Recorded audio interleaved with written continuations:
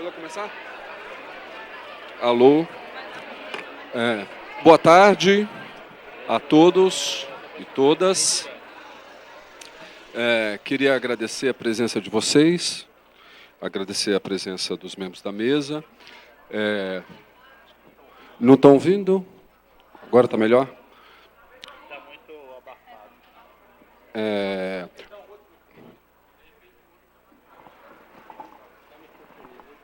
Alô. Bom,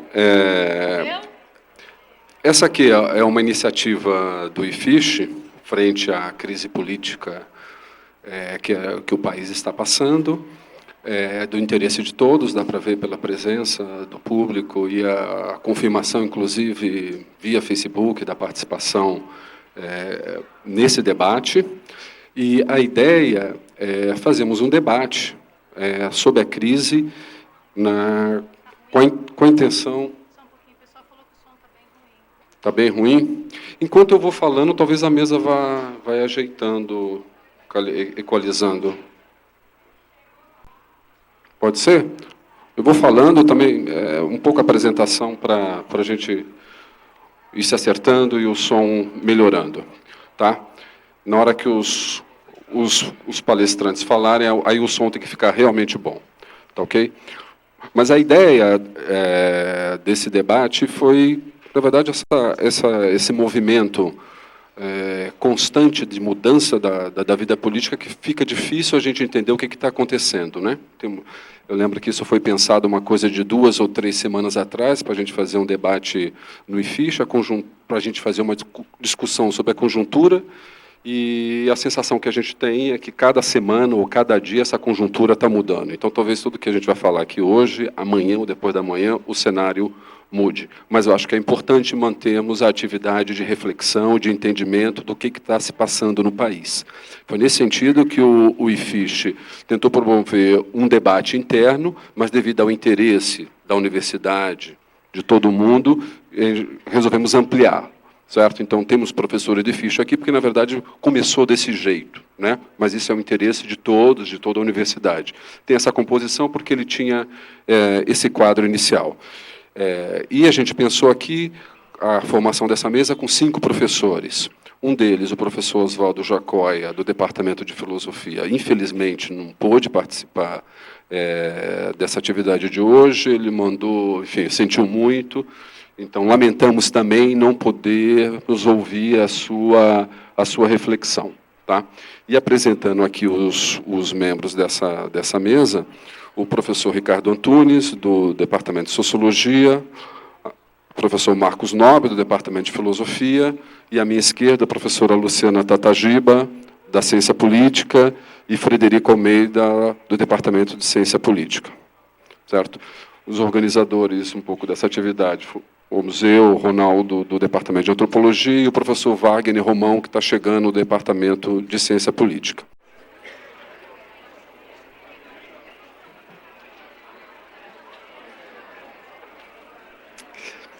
Alô? Está melhor? Melhorou? Melhorou ou continua a mesma coisa? Melhorou? Talvez se abaixar, melhora? Posso falar? Então, tá bom. Só para concluir, esse evento também conta com o apoio da Unicamp, que nos ajudou aqui na montagem dessa mesa, e do STU. Tá? A gente pensou como dinâmica o seguinte procedimento. Cada intervenção será de 10 minutos.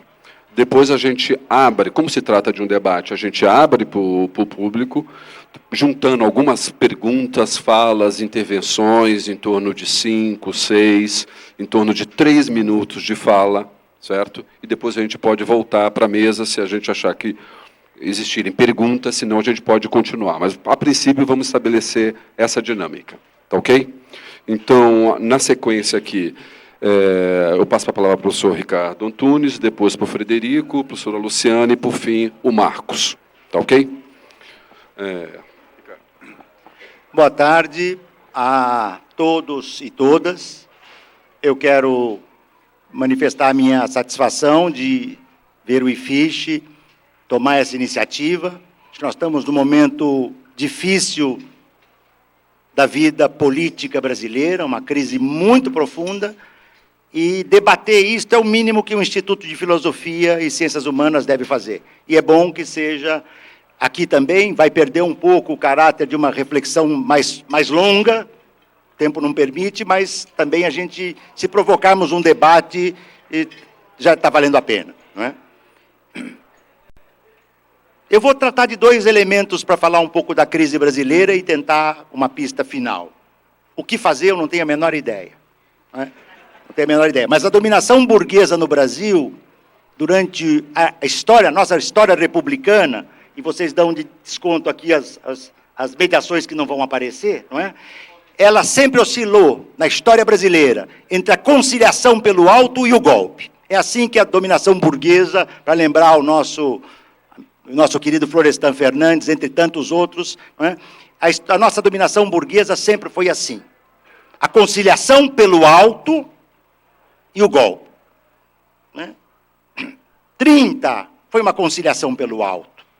A revolução que foi mais que um golpe, menos do que uma revolução.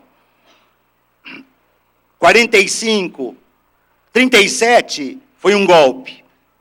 44, 45, a deposição de Getúlio foi um golpe. A retomada no Getúlio, nos anos 50, 54, uma tentativa de conciliação que tem um final trágico com o suicídio do Getúlio. A tentativa de Goulart, nos anos 60, de uma conciliação com um traço reformista positivo, né, foi ceifada por um golpe militar brutal. Duas figuras foram espetaculares na conciliação brasileira. Getúlio e Lula. Getúlio foi um mestre da conciliação. Era um estanceiro dos Pampas. Era um homem das frações agrárias brasileiras. E desenhou um projeto de conciliação que a USP inventou e deu o nome de populismo, mas, por suposto, é muito diferente disso. Muito diferente, passa muito longe disso, né? E este projeto foi sepultado, em grande medida, com a deposição de João Goulart, em que pese nós tenhamos tido outras experiências, Brizola e tantas outras. Tá? O outro mestre da conciliação foi Luiz Inácio Lula da Silva, uma figura espetacular. Já tinha mostrado esse traço quando era líder sindical, ainda que o assento durante muito tempo tenha sido o assento da confrontação. Mas o governo Lula, né, no primeiro, especialmente no segundo mandato, conseguiu fazer algo, né, que é raro na história brasileira, raríssimo. Atender maravilhosamente os de cima, que segundo Lula, eu só que estou repetindo, nunca os ricos e os bancos, em particular, ganharam tanto dinheiro no Brasil como no seu governo, e ele diz isso com orgulho, o que é, por certo, um pouco preocupante, para dizer o mínimo, né? E, por outro lado, iniciou um processo de minimização da tragédia brasileira num plano estritamente assistencialista, sem tocar, a meu juízo, em nenhuma questão estrutural brasileira. A miséria brasileira passou longe, não é? Mas fez isso num período de expansão. Se vocês se lembram que o primeiro governo foi dificílimo, a crise do mensalão 2005, todos lembramos, mas o segundo governo foi espetacular no que concerne a esse desenho. Quando Dilma foi escolhida, era possível perceber um risco grave. E eu estou dando aqui só dimensões fenomênicas da crise brasileira. Era preciso escolher alguém que desse continuidade ao lulismo sem tocar o controle, o comando, a hegemonia e a liderança do líder. Não é? E esse risco, eu disse várias vezes, está publicado em vários artigos meus da época, é um risco enorme, porque vocês encontraram uma candidatura que, embora tivesse méritos pessoais, uma grande gestora, era um risco muito grande, porque dar continuidade a um projeto de conciliação, tanto no plano parlamentar, partidário, né, com setores da direita brasileira, tradicionais da direita brasileira, começando pelo PMDB, chegando ao PP e tudo mais, né, numa situação de risco político, a figura deste líder, né, ia correr, a inexistência desse líder poderia ser um problema muito complicado. Eu não tinha ideia, ao dizer isso, que chegaríamos ao nível que chegamos hoje. Mas quero deixar claro, né, o governo Dilma está sofrendo um golpe, não porque tocou na estrutura da miséria brasileira, mas porque foi um governo, em última instância, que serviu aos interesses da classe dominante, nas suas várias frações. É triste dizer isto, tá certo? Para mim, não digo isso com felicidade, porque inclusive militei 20 anos no PT. E só para que as pessoas não fiquem muito nervosas, meu amigo Ricardo, eu sou muito aberto no meu debate.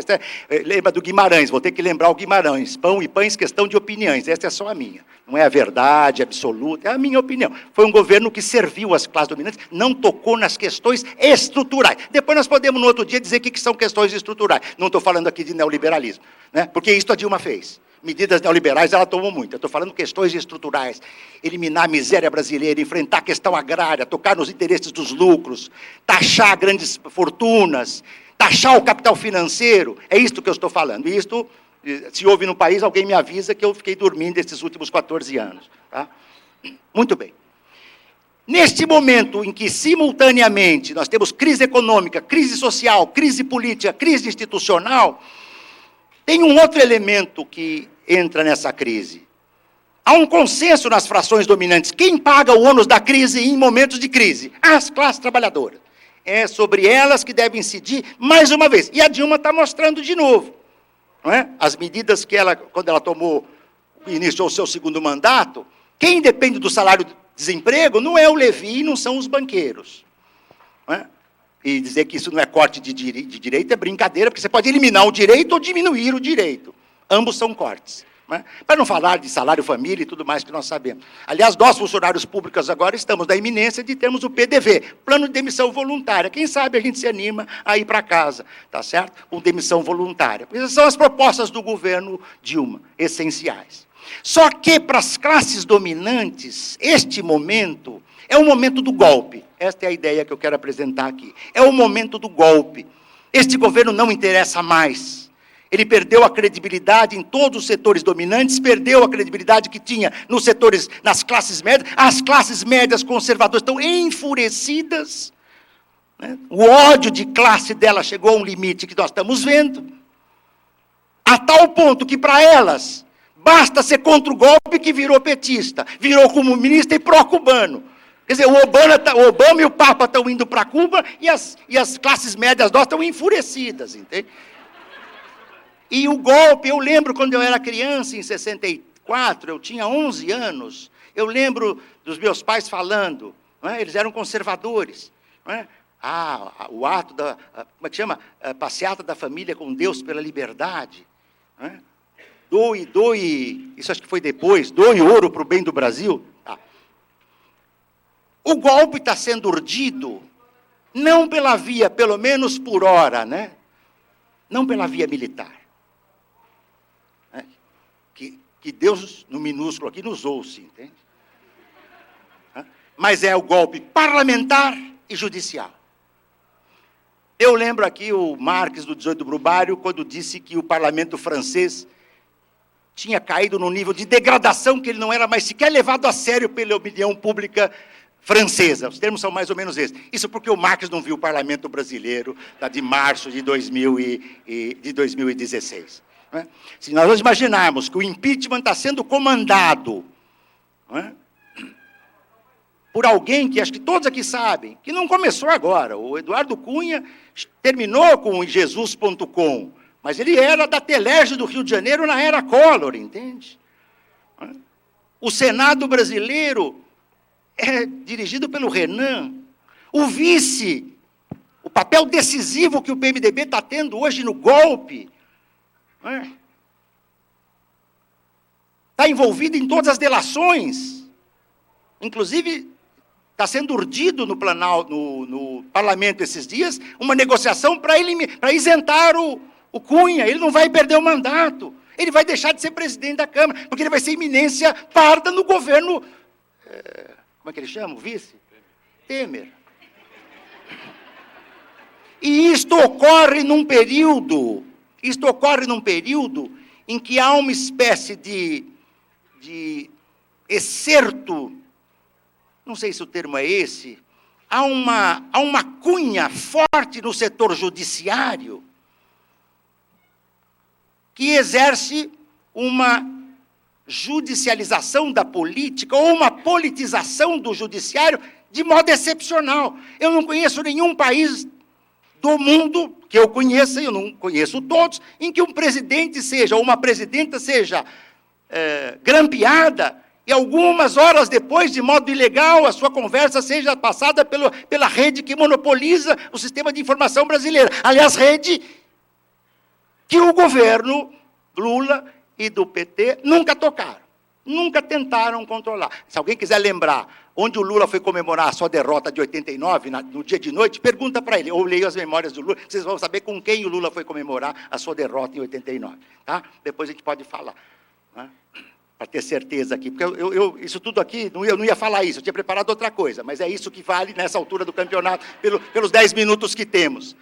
E é essa junção parlamentar-judicial com uma mídia inteiramente... Veja, tem um último ponto que eu não mencionei, que para mim é muito importante. Que as direitas controlem a corrupção é o natural, esse é o espaço delas. Mas a corrupção não é o espaço para as esquerdas. E meu pai usava muito uma expressão, né? Quer dizer, ele não falava do PT. Aliás, ele morreu pouco depois do Lula ganhar a eleição. No dia que o Lula tomou posse, ele era o mais otimista da família, entende?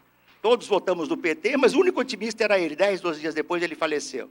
Fica essa minha lembrança aqui, uma homenagem a ele. Ele dizia, você não pode se lambuzar na primeira coisa que você... Porque se você se lambuza, a coisa fica feia. E o PT lambuzou-se. E, para mim, a corrupção é um traço decisivo, intrínseco do capitalismo, mas o PT nasceu para ser uma alternativa a isso. Tudo isso leva a um quadro muito difícil. Que alternativa nós temos hoje? Eu não sei. Eu dei várias entrevistas, inclusive para vários órgãos fora do país, e o que vai acontecer? Eu não tenho a menor ideia, não sou bidu, ninguém é. Mas eu acho que talvez, eu não sei, eu acho que no parlamento o PT perdeu. Mas eu estou aqui, é puro cheiro hoje, hoje à noite não sei. Tá? No Supremo, acho que o PT perdeu. Porque o Supremo vai dizer, o parlamento trata do impeachment. Se ele cometeu uma ilegalidade visceral, nós vamos entrar. Se não há ilegalidade, a OAB ter dado, ter tentado oferecer sustentação jurídica, mostra o processo de politização do judiciário brasileiro, tá certo? E dos advogados, e dos juízes, e de procuradores públicos. Né? Que alternativa nós temos? Lutas sociais e resistência. Eu não vou às ruas defender o governo Dilma, que fique claro. Não fui nenhuma e não vou, mas irei para as ruas contra o golpe. As esquerdas, a esquerda do PT, da qual alguns de nós se inserem, eu entre eles, estão muito paralisados. Muito paralisados. Eu não concordo com a ideia de que não há um golpe sendo tramado. Para mim, o golpe não está sendo tramado. Ele tá da metade para o fim. O Luiz Gonzaga dizia, vamos deixar as do meio e vamos para o fim. Vamos para o fim. Ele já está no fim da coisa. Entende? Que alternativa nós temos? Talvez a alternativa que pudesse ter algum sentido para chacoalhar essa república e impedir conciliação e golpe, fosse ou um plebiscito. Talvez, eu não tenho certeza. Eu pensei isso hoje. Ontem eu não tinha ainda nem pensado. Tinha pensado, mas achava implausível. Eu não sei se existe essa palavra. Né? Implausível ontem. É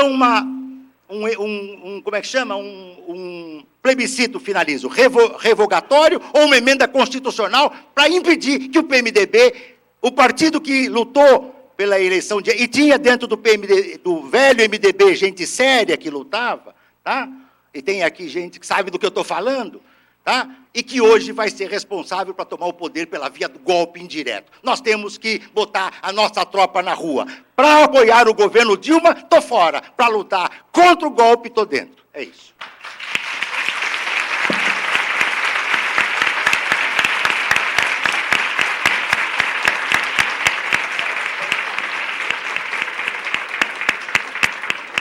Bom, passo a palavra ao professor Federico Almeida. Bom, boa tarde a todas e a todos. Eu não vou dizer que é um prazer estar aqui, porque não é. Embora esteja em excelentes companhias, a gente está há mais de um ano tentando fazer análise de conjuntura e buscar saídas com um desenrolar de fatos que desafia a nossa formação acadêmica, o nosso expertise, o nosso saber fazer, né? Porque a gente está o tempo todo sendo confrontado por fatos que tornam toda a nossa análise muito insegura, muito precária, porque a gente nunca sabe o que vem no dia seguinte. Eu lembro aqui de um debate que a gente fez no departamento, como um evento de abertura do ano letivo do Departamento de Ciência Política, no começo de 2015, que no final de 2014 ele foi pensado como um evento chamado Perspectivas para o Segundo Governo Dilma. Entre o planejamento do evento e a data do evento, tudo mudou, né? E uma coisa que aconteceu ali, nas vésperas do evento, foi a lista do Janot, né? Foi quando a Lava Jato chegou ao Supremo com as aberturas de inquérito e as denúncias contra pessoas que tinham foro privilegiado, né? O foro prerrogativa de função no Supremo.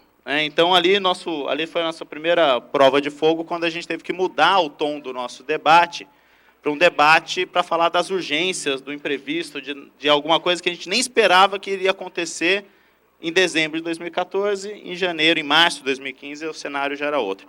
Na época daquele debate, eu escrevi um artigo, muito em função do que eu falei, do que a gente debateu naquele dia, chamava Política no Tempo da Justiça.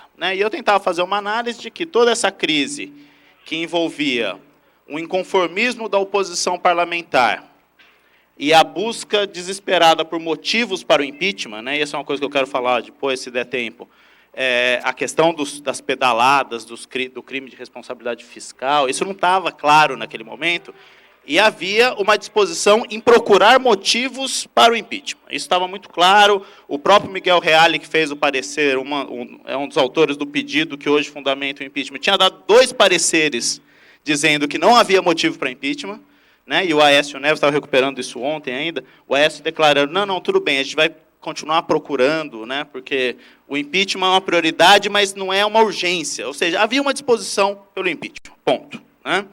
Mas, na minha cabeça, talvez um pouco inocentemente, eu achava que a justiça entraria aí, nesse imbróglio todo, simplesmente retardando o tempo da política. Havia uma urgência da oposição parlamentar em abrir um processo de impeachment, havia uma urgência maior ainda das manifestações que começavam, eu não me lembro se elas começaram logo depois das eleições, mas eu lembro que em março teve uma grande manifestação contra o governo e já pedindo o fim do governo, já pedindo impeachment, e que o tempo das ruas e o tempo da política ia ser, em grande parte, mediado e, na minha cabeça, retardado pelo tempo da justiça, que todos nós sabemos é um tempo muito lento.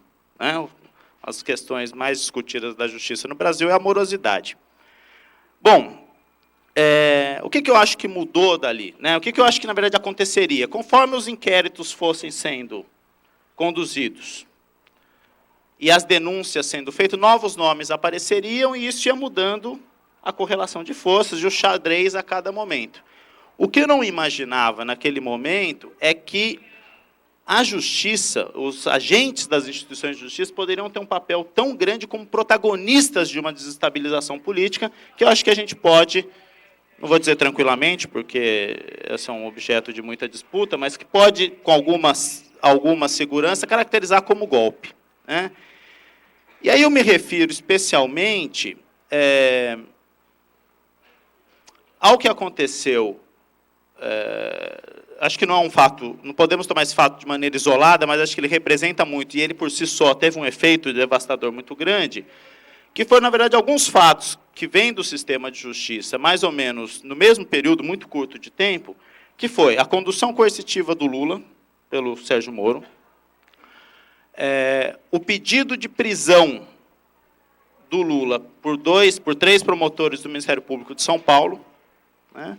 E, por fim, isso há 2 semanas, a divulgação das escutas telefônicas do Lula pelo juiz Sérgio Moro, num ato em que ele dizia não haver crime, dizia que estava divulgando porque aquilo atendia ao interesse público, né, no dia em que o Lula era confirmado como ministro da Casa Civil.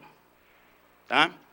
Por que eu acho que isso aí muda toda aquela minha análise de que o tempo da justiça era e a política ficaria a reboque do tempo da justiça? Porque ali eu acho que um juiz resolveu dar o tempo do processo não judicial, mas do processo político. Porque ali, talvez por afobamento, talvez por uma intenção deliberada, o juiz Sérgio Moro quis dar munição para um debate, para um processo de desestabilização do governo, para um processo de impedimento, que, por si só, não andaria. O que eu quero dizer com isso? O impeachment está na pauta há mais de um ano. Ele tem uma questão jurídica, que é a caracterização do crime, ele tem uma outra dimensão jurídica, que é a obediência dos procedimentos, aquela questão que o STF fez uma intervenção para dizer como deve ser o rito, mas ele tem um forte conteúdo político, em primeiro, em dizer o que é o tal do crime de responsabilidade, que é uma categoria para lá de aberta, né? Em segundo lugar, porque todo mundo sabe que, mesmo havendo evidências do tal crime, o governo só cai se ele não tiver voto suficiente para barrar o impeachment no Congresso. E até 2 semanas atrás, a minha leitura é de que esse jogo não estava definido, né? Que esse jogo ainda podia ser jogado pelo governo. Como vai ser jogado? Vai ser jogado repetindo mensalões, petrolões, fisiologismo, né? Não é essa a questão que eu quero colocar, mas era um jogo que ia ser jogado pela política, né? Por isso que eu estava dizendo para muita gente, até 2 semanas atrás eu quase não usava a palavra golpe, porque eu achava que o impeachment por si só, mesmo com fundamentos jurídicos muito frágeis, se ele pudesse ser resolvido politicamente, né, ele ainda estava dentro do que é o esperado do que seja um processo de impeachment. Constitucional, né, aí a oposição fala, a oposição de esquerda, alguns setores da oposição de esquerda falam, está na regra, então não é golpe, mas ele tem um conteúdo político que tem a ver com a sustentação do governo, né? O que eu acho que desembaraçou aquilo, tirou o nó, tinha um nó político ali, que era o fato de que a oposição não tinha no parlamento condições de derrubar o governo via impeachment, foi a divulgação dos áudios pelo Sérgio Moro. Por quê? Criou uma comoção pública tremenda. Imediatamente as pessoas cercaram o Palácio do Planalto, pedindo fora Dilma.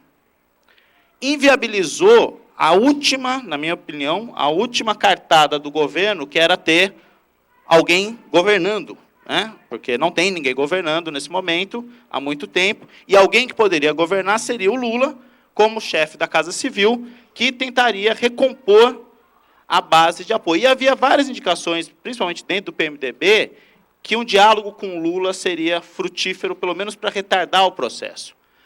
Ao divulgar aqueles áudios de maneira evidentemente ilegal, de maneira evidentemente política, pelos próprios fundamentos do que ele escreveu, o Sérgio Moro escreveu, né, ele deu para a oposição parlamentar e extra-parlamentar a condição de avançar num processo de impeachment, porque ele levou as pessoas para a rua com um sentimento de indignação tremendo em relação aos áudios, que vão dos palavrões da ex-primeira-dama até o fato específico da nomeação do Lula servir para obstruir ou não a justiça, né? Ele deu para o Gilmar Mendes, que é o líder da oposição dentro do Supremo, a chance de bloquear a nomeação do Lula, coisa que estava sendo feito objeto de uma batalha jurídica na primeira instância pelo país em todo. Ele toma uma decisão lá no Supremo e resolve a questão, né? Ele impede que o Lula vá para o governo fazer aquilo que ele esperava que ele fizesse, que era recompor a articulação, e ele cria um constrangimento público para os parlamentares que ainda tinham dúvida, né, de não conseguirem mais se colocar contra o impeachment. Né? Eu vejo ali uma cartada final no sentido de criar um constrangimento para os parlamentares que poderiam ainda votar a favor do governo, não terem mais condições de votar a favor do governo, inclusive permitir esse desembarque do PMDB, que a gente não sabe ainda se é um desembarque ou não, mas tudo indica que é um desembarque. Né? Então, quando a gente fala em golpe, não é a questão se o impeachment está na Constituição ou não, se é crime ou não. O meu argumento, né, eu acho que tem muita gente dizendo que é golpe por razões diferentes, o meu é o de que o processo político do impeachment, que é regular, que é constitucional, que vai obedecer trâmites regulares, vai ser formalmente garantido, ele só se torna viável por uma ação judicial que, na verdade, é extrajudicial. Porque aquele ato do juiz Sérgio Moro não tem nenhum efeito em termos processuais, porque ele diz, não tem crime, ele diz, ele não manda para o Supremo investigar, ele publica e diz, todo mundo precisa saber do que eu ouvi nessas gravações. E aí ele age politicamente, com a diferença de que, no processo judicial e no processo do impeachment, no rito, existe prazo, existe direito de defesa, existe recurso. Quando o juiz Sérgio Moro faz o que ele fez, você recorre para quem? Ontem ele pediu desculpas. Né? O que adianta? O estrago está feito. E mesmo que o Supremo dê um pito nele, né, porque o Teori Zavascki já falou que ele não podia ter feito, vai ter sessão do Supremo amanhã, e certamente eles vão dar um esculacho no Sérgio Moro, dizendo que ele não podia ter feito aquilo, o estrago está feito.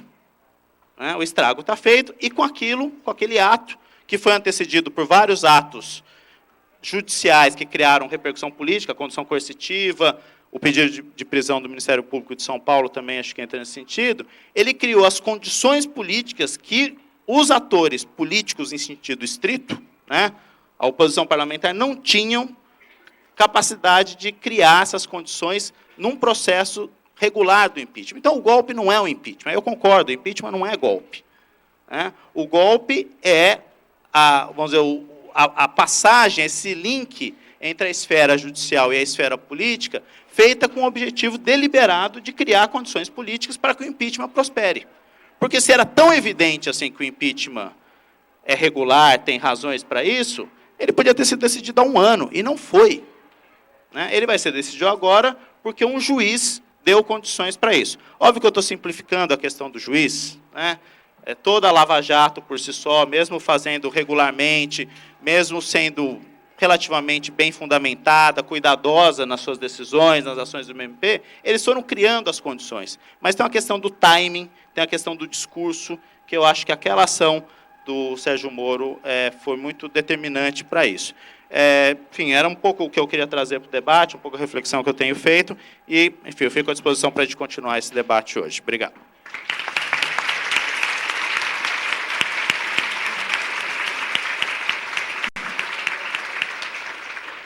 Professora Luciana Tatagiba. Obrigada, boa tarde a todos. Como disse meu colega, é bom e ruim estar aqui, bom porque estamos juntos, ruim porque a gente podia estar discutindo sobre os problemas da desigualdade social no Brasil e estamos discutindo legalidade democrática. Então, digamos que estamos retrocedendo, né, no nosso debate. Então, mas, de qualquer maneira, acho que é muito bom, fico feliz que o IFISH tenha aberto esse espaço, né, que a gente esteja podendo estar junto, refletindo junto sobre as questões. Eu vou trazer aqui uma reflexão sobre a rua. Eu queria falar sobre as mobilizações. Né? É uma camada desse processo, dessa conjuntura tão complexa, é um dos níveis dessa conjuntura, os colegas já colocaram... Eu preciso de uma mão. Não, a mão eu preciso, senão não falo. Não dá, obrigada. As mobilizações de rua, né, são um dos elementos que compõem essa conjuntura, são um dos níveis, tem um conjunto de outras complexidades envolvidas, e a rua dialoga com o judiciário, a rua dialoga com o Congresso, enfim, né, a rua impacta. Mas eu queria aqui falar especificamente da rua, a partir de uma chave que é o debate sobre a polarização. Está dando para ouvir? Tá? O que é para fazer? Esse. Muito bem. Oi? Tá. Já mais longe. Quero trazer para discutir aqui a questão da polarização. Né? Todo mundo fala que o país está muito polarizado, até porque a rua é uma expressão dessa polarização. Mas eu queria que a gente discutisse junto os sentidos dessa polarização e até que ponto ela é real ou não. Esse é o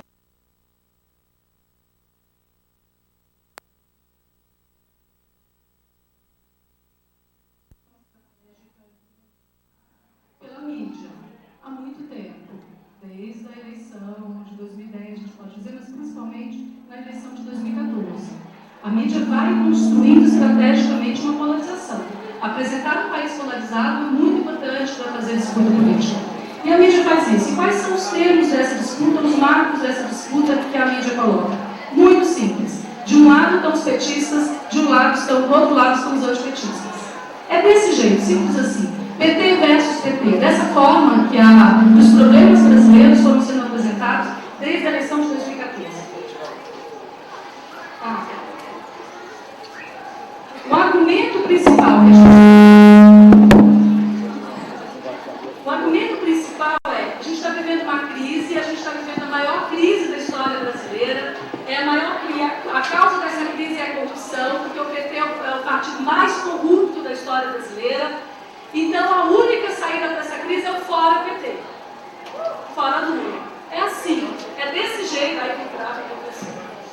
é desse jeito que o marco, né, do conflito vai sendo apresentado. E aí, claro, fora Dilma, fora PT, fora Lula, é um elemento desse processo.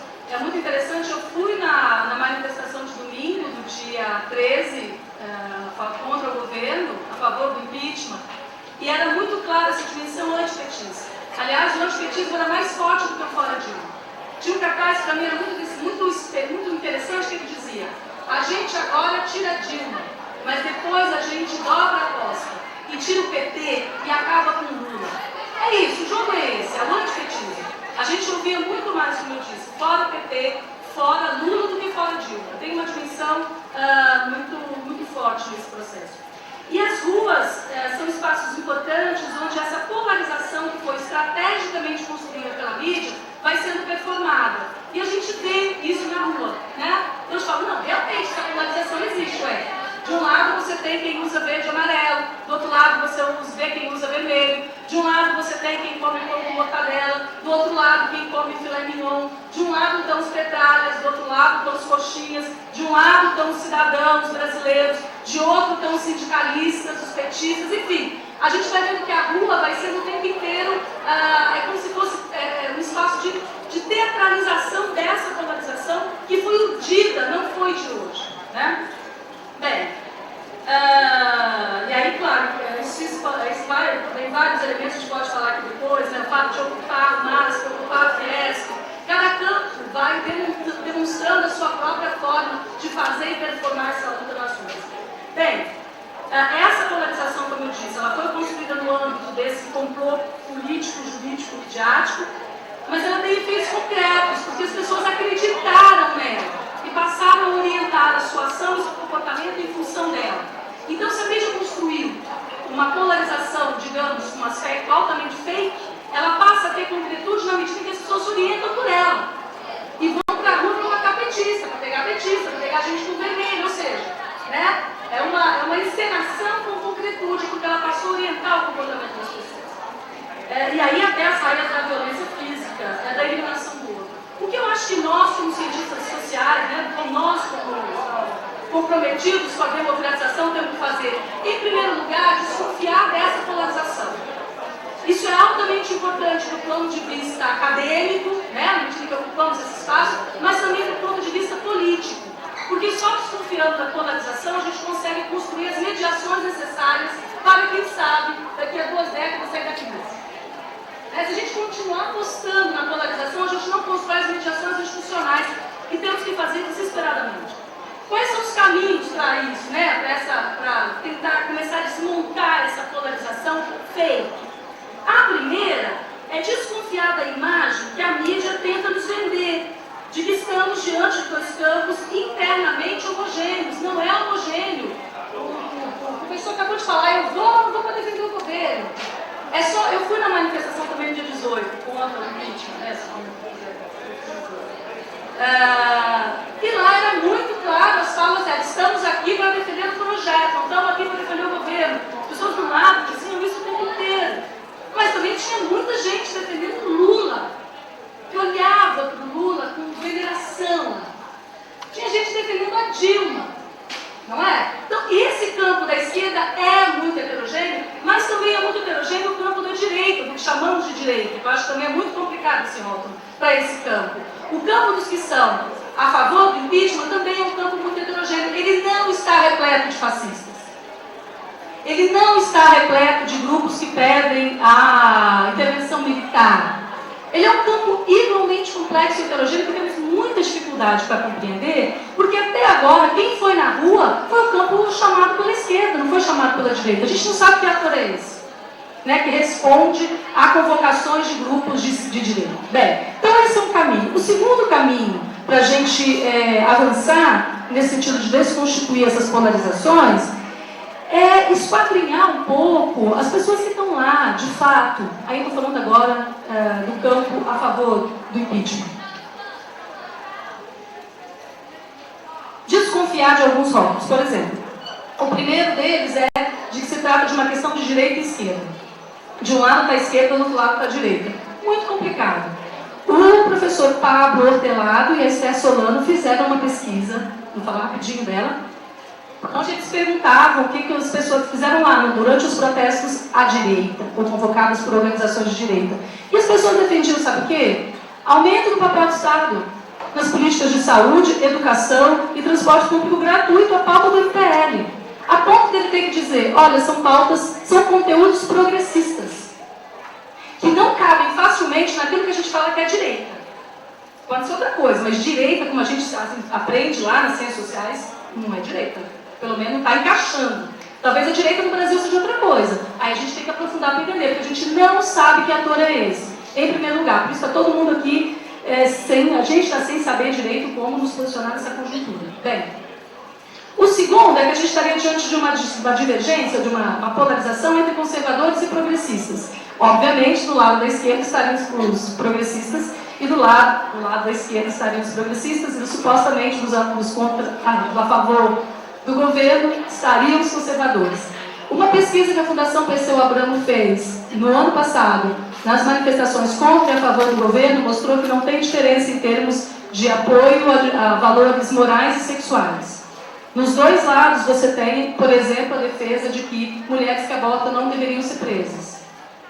Ou de que deve sim o grande apoio a casamento homossexual, por exemplo. Nos dois lados. Então também essa pecha de que de um lado estão os conservadores, de outro estão os liberais ou os progressistas, a pesquisa da Perseu Abramo, que comparou o perfil dos manifestantes nas duas manifestações, também não se sustenta.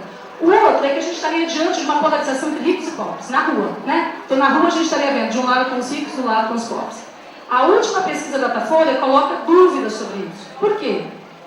Por exemplo, eu vou rapidinho, porque o tempo aqui não dá para ir muito, mas o que a gente viu nos dois casos, tanto a favor do governo como contra o governo, é que, majoritariamente, as pessoas que ganham até 2 salários mínimos não estão presentes em nenhuma das duas. Eles são 64% da população brasileira de São Paulo, segundo o IBGE em 2011, e não estão presentes no protesto, nem contra nem a favor do governo.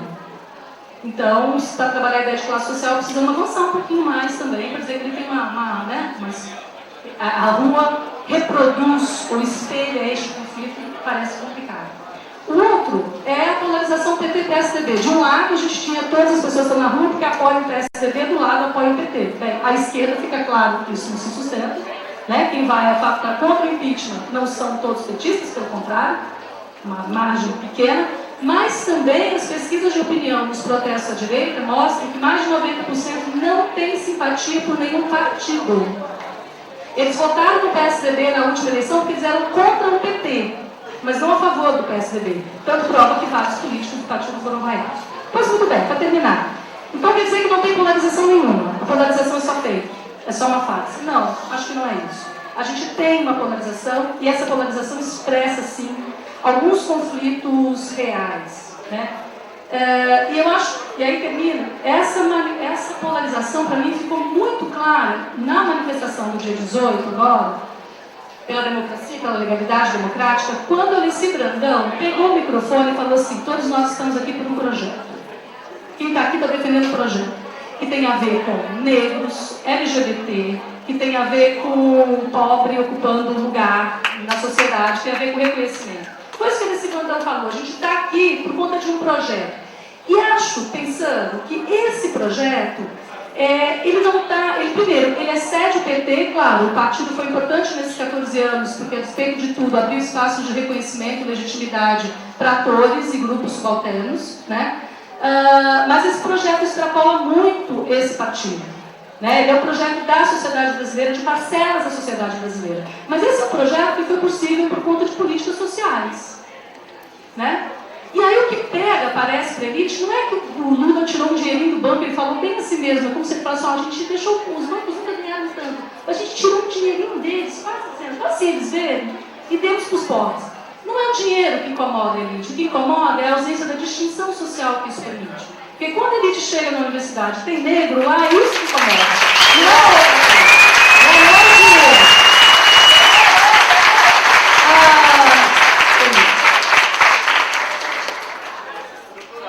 Os caras vão estar do lado da cana, né? Você vai pegar um avião, tem um negro do seu lado, tem um pobre do seu lado, é isso que está pegando. Enfim.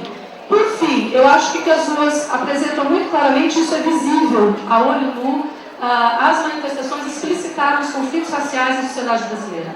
Os demarcadores de raça estão muito evidentes nos dois campos. Esse sim parece absolutamente inquestionável. Mas o que fazer? Acho que ainda assim, apesar de tudo, o importante é investir nas mediações. Não existe um lado bom, um lado mau, e olha, obviamente estamos sempre do lado bom, acho que tem que investir nas mediações e é preciso avançar no diálogo, porque não tem outra alternativa no país. Obrigada.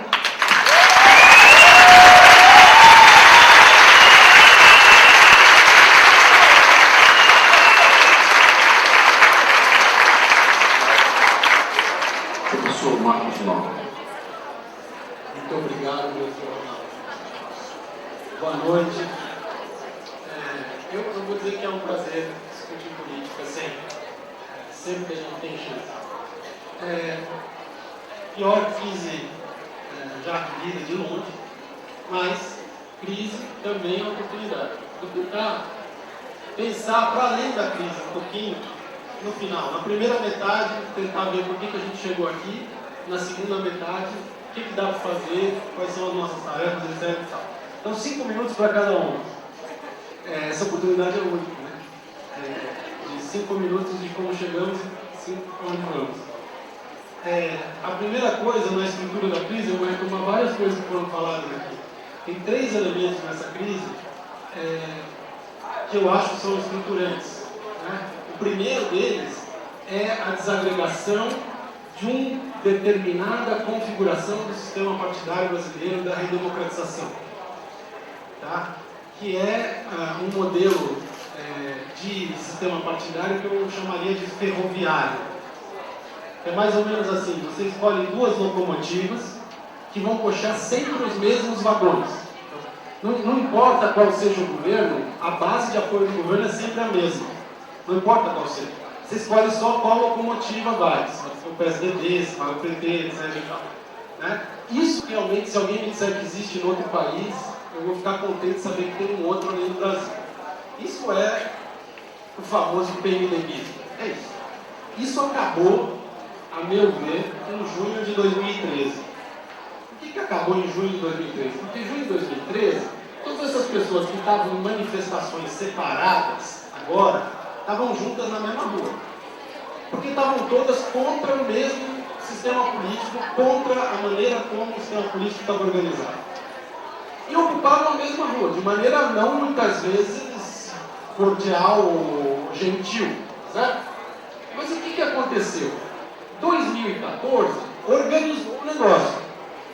Foi o seguinte: escolhe a tua calçada, não fica no meio da rua.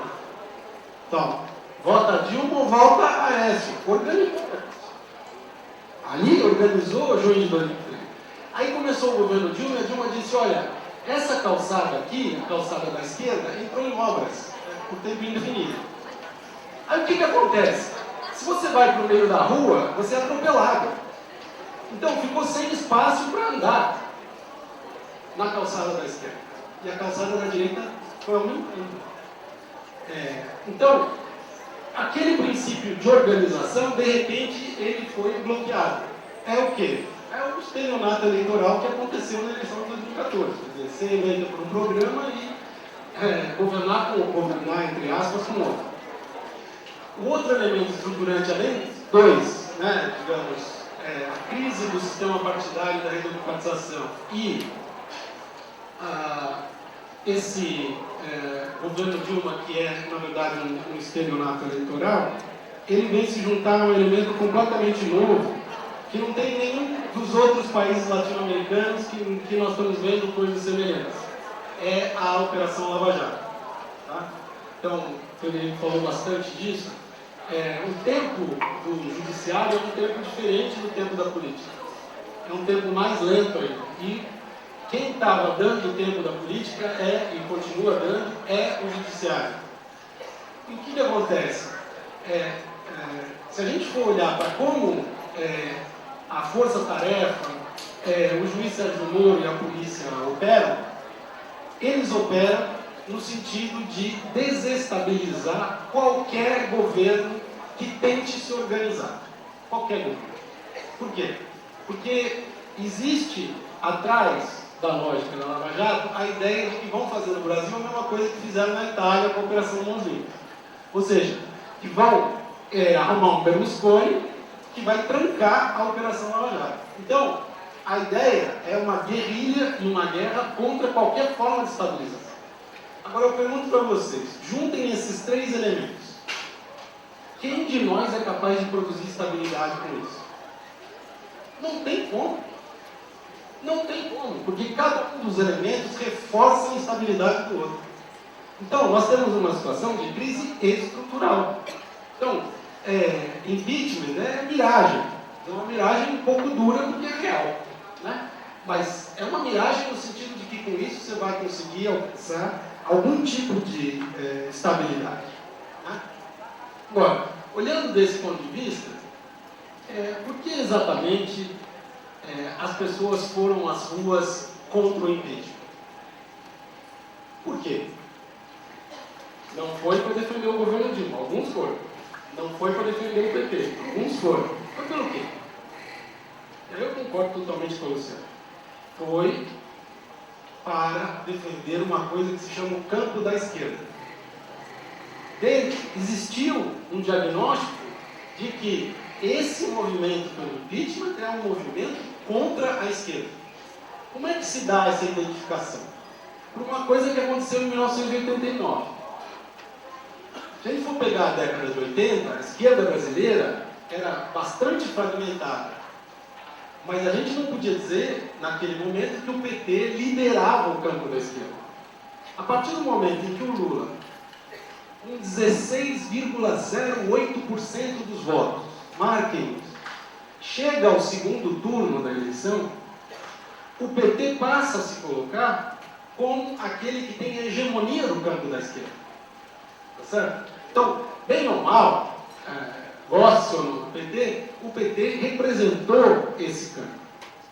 E, neste momento, o que se entendeu foi que esse movimento de impeachment era um movimento contra o conjunto da esquerda.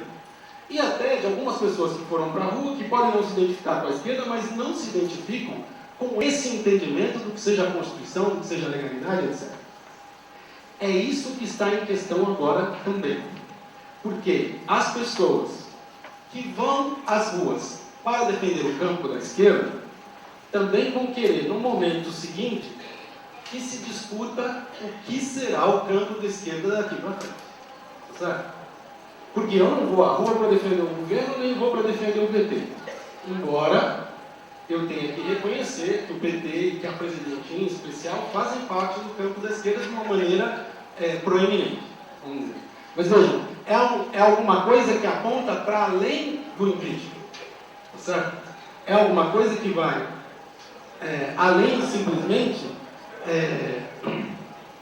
da defesa da legalidade.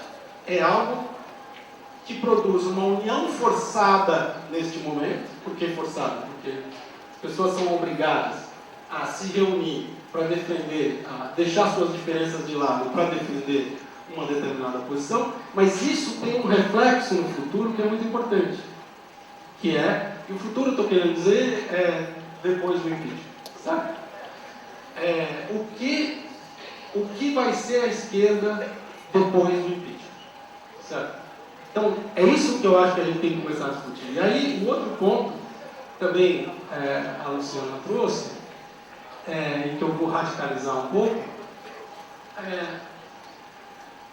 as pessoas que estiveram na Paulista no dia 13 de março e as pessoas que estiveram no dia 18 de março, elas têm 77% e 78% de nível superior de escolaridade. São mais velhos, mais brancos, mais ricos do que o conjunto da população. Então eu pergunto para vocês, quem é que está envolvido nessa batalha? E uma coisa que é mais essencial para mim, significa que as pessoas que não estão lá, não estão fazendo nada? Não. Quem tem algum contato com o que seja periferia de grande cidade, quem tem contato com a quantidade impressionante de coletivos que estão aparecendo, quem tem contato com o movimento secundarista, com a chamada primavera feminista, sabe que a sociedade está fervilhando na sua base.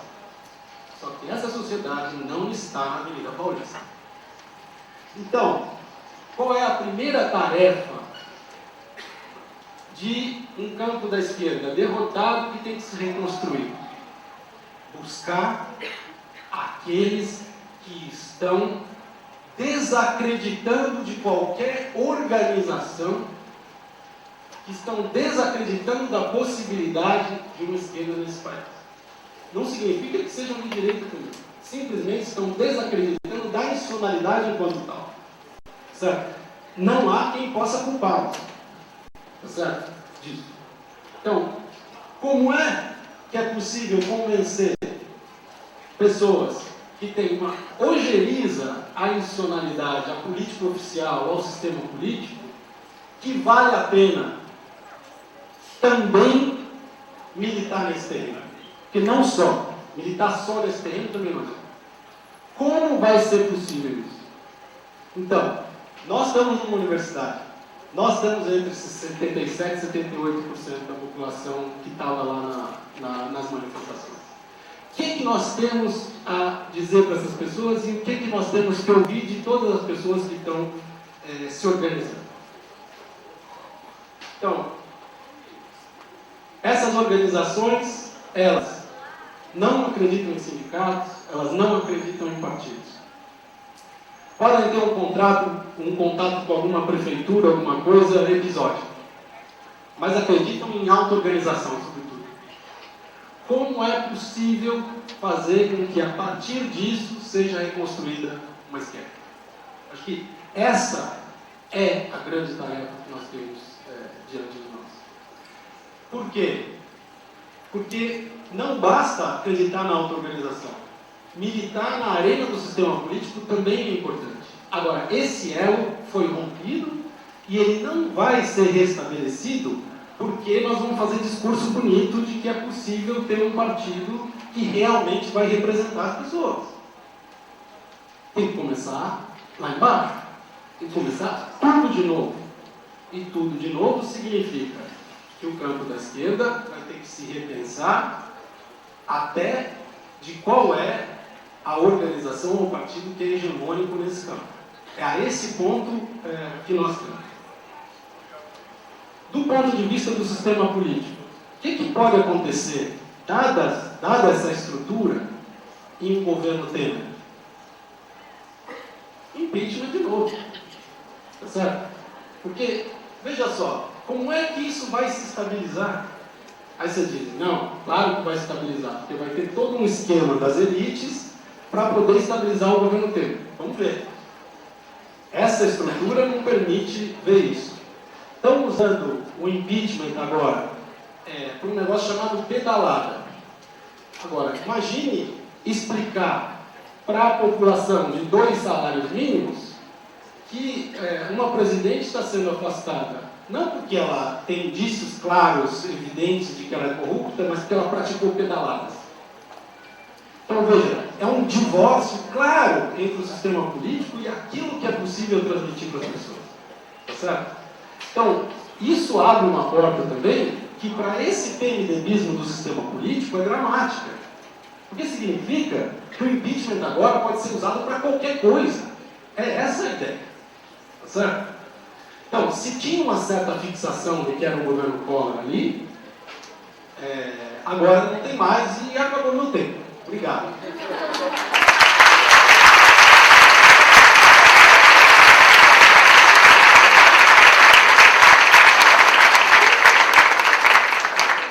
Bom, obrigado, Marco. Obrigado a todos. Acho que tivemos ótimas falas, proposições.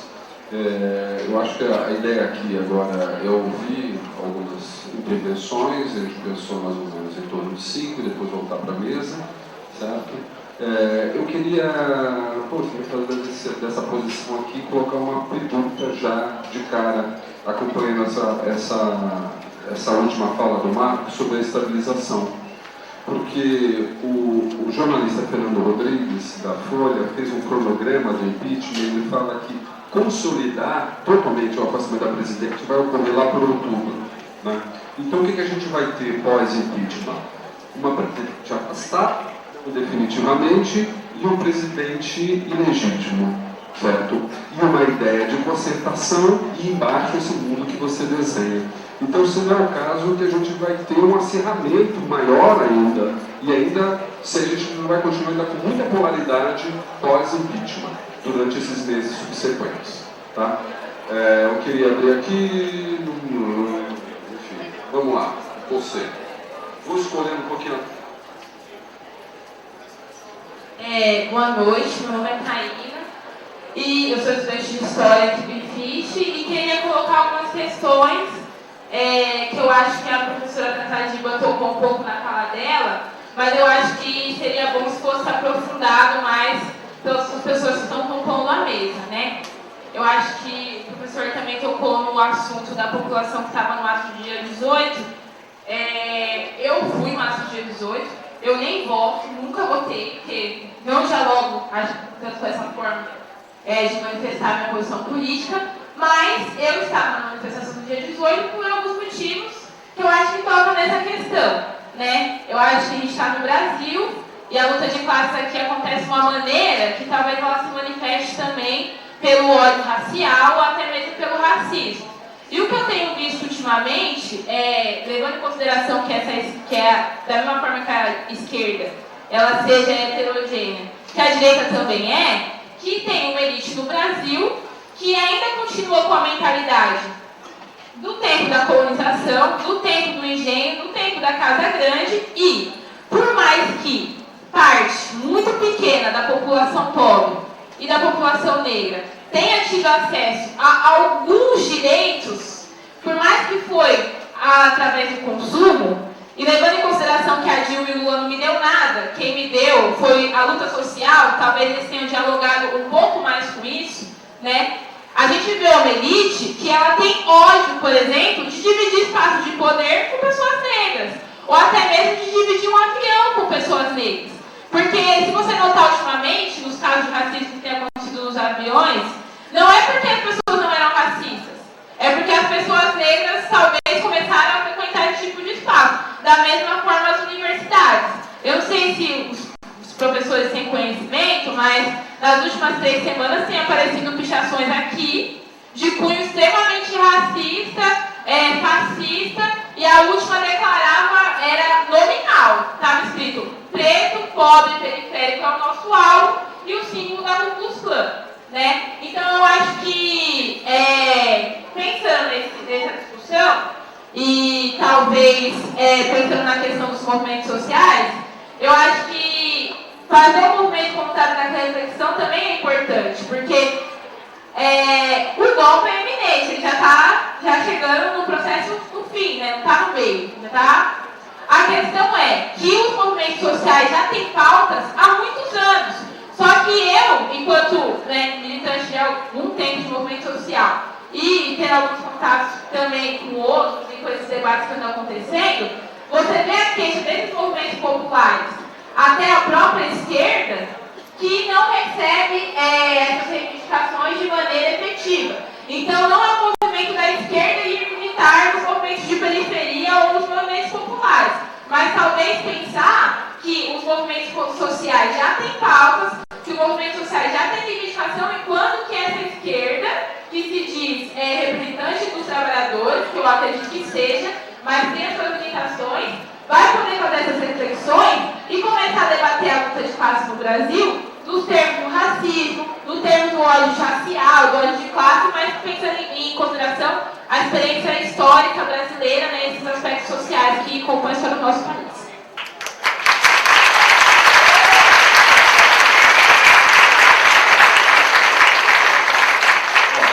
Quanto mais breve, mais pessoas podem falar, tá bom? Boa noite, pessoal.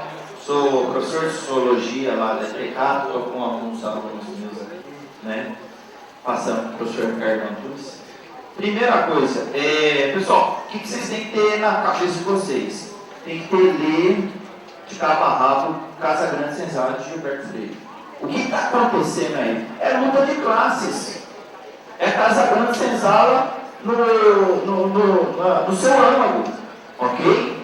Outra coisa, o Estado, do golpe que foi dado lá no Império, no Dom Pedro II, até hoje, esse Estado era para quem? Foi feito para quem? Para Casa Grande.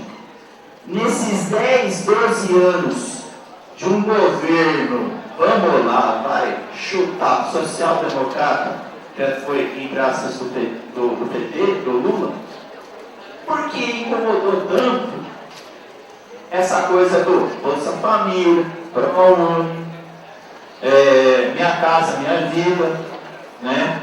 E a pergunta que eu faço, e aí a ideia é o seguinte: qual que é o projeto agora desse golpe que eles estão querendo trazer? Lembra o Fernandoca, o sociólogo da USP?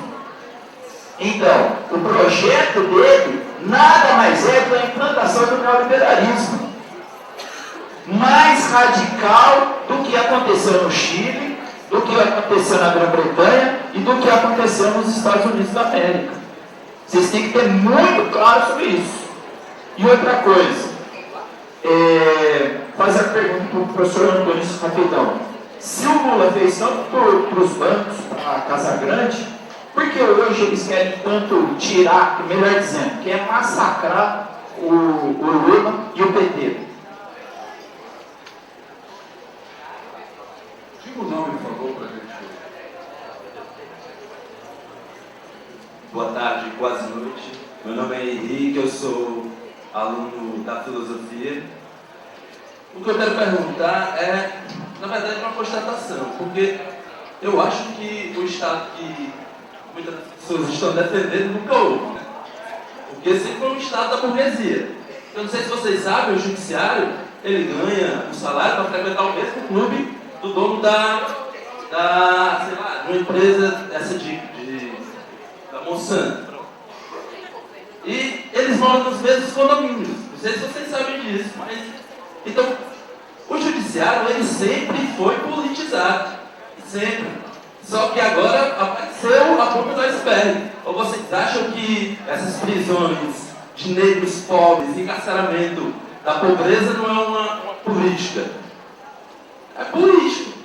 Então o judiciário sempre foi político. Não sei que confiança é essa que ainda tem no judiciário. Então era uma das bolas que eu queria passar. E nesse momento, se o judiciário é político, se a burguesia ela é dona do parlamento, que ela paga o parlamento, e se tem um governo que está comandando os dois, está muito claro que a burguesia está demitindo o governo. É a cabeça dela isso. Está claro isso. Agora eu queria saber se não estaria já na hora de um autogoverno. A gente já tem tecnologia suficiente para não precisar mais de parlamento. A gente pode votar plebiscitariamente todas as nossas demandas. Então, já não estaria na hora de a população demitir a burguesia e começar a fazer um governo de baixo para cima. Isso aí.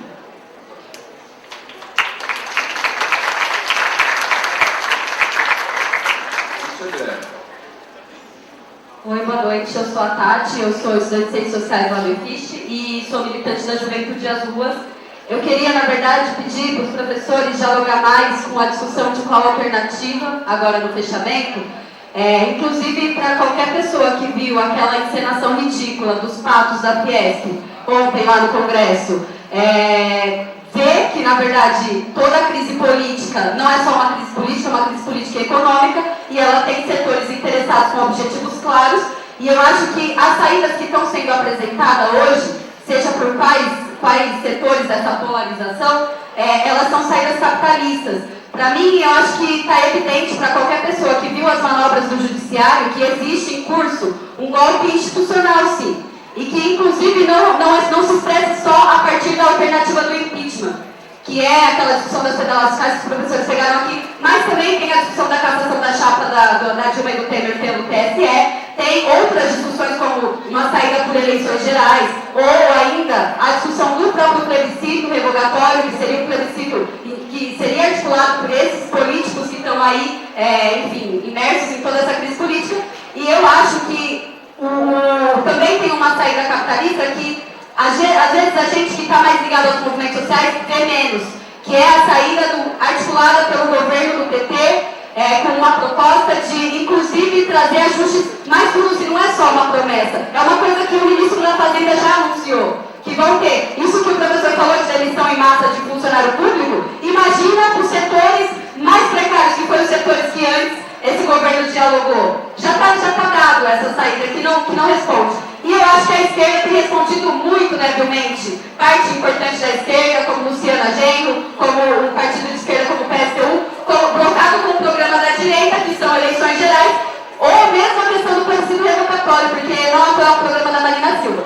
E aí eu queria colocar uma discussão que eu acho que a gente também, enquanto estudante, pode pensar como a gente pode atuar a partir do nosso local de estudo, cada curso nosso. Eu acredito que a saída não precisa vir da mão da Fiesp. E a esquerda que acha que vai ser junto com a mão da Fiesp já está derrotada, porque essa saída não é uma saída dos trabalhadores. Agora, eu acho que a gente poderia organizar a partir dos seus comitês de organização de um plano de luta contra o impeachment e as manobras reacionárias da direita, mas também contra os ajustes do governo do PT. Para a gente pensar ações, fechar as ruas. Eu acho que dialogar com esse setor da base, que hoje está desacreditado, eu acho que a gente poderia pensar formas mais propositivas.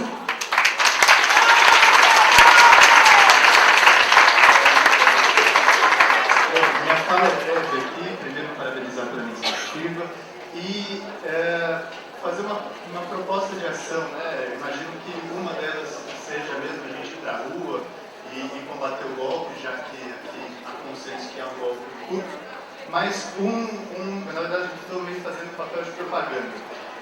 Existe um site que é o Mapa pela Democracia, e que lá existe um site que é o mapapelademocracia.org.com.br. Lá você encontra os membros, os deputados que estão na comissão do impeachment. E ali você tem um mecanismo para mandar mensagem para eles e telefone dos gabinetes dos deputados. Essa é uma forma de pressão para mostrar. Bom, eu me liguei hoje para alguns deputados, fiquei algum tempo falando lá, então assim, funciona. Eles estão preocupados com isso e estão recebendo as mensagens contra e a favor do impeachment. Seria importante fazer uma pressão. No site você encontra a lista deles a favor da democracia e contra o golpe. Um outro caminho de ação mais imediata, só deixar registrado. Obrigado.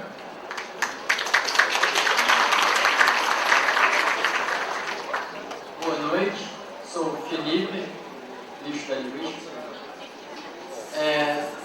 Eu não sei se pode ser meio direcionado, mas eu queria direcionar para o professor Felipe.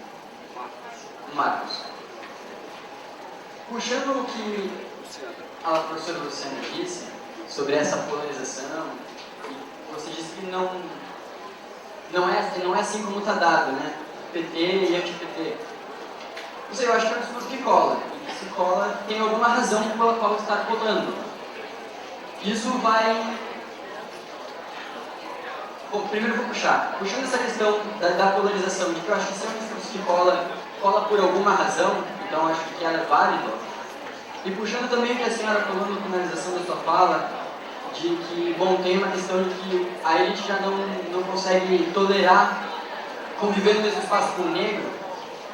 Aí vai um pouco em contra, talvez, do que você falou no comecinho, de que o PT não fez nenhuma mudança estrutural, que eu acho que isso é bem estrutural.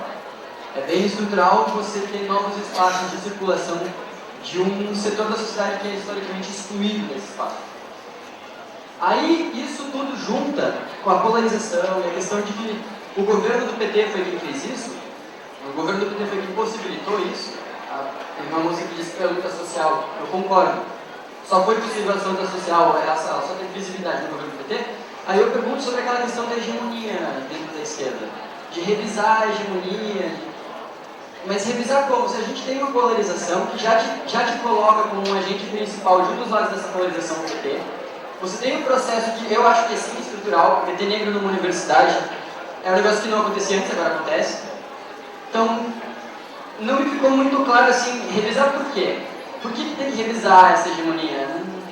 Sabe? Eu acho que ela já está dada, ela já está ali, está bem visível.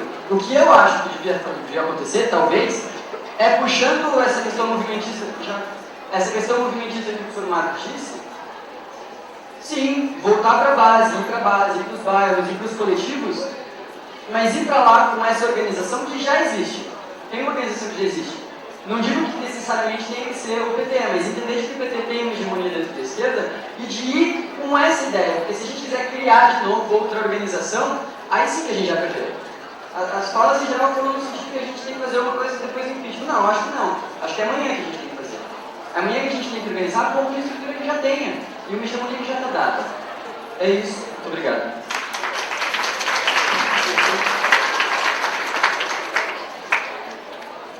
Não vou me alongar muito. Boa noite. Eu sou Guilherme, sou estudante de Geografia e militante.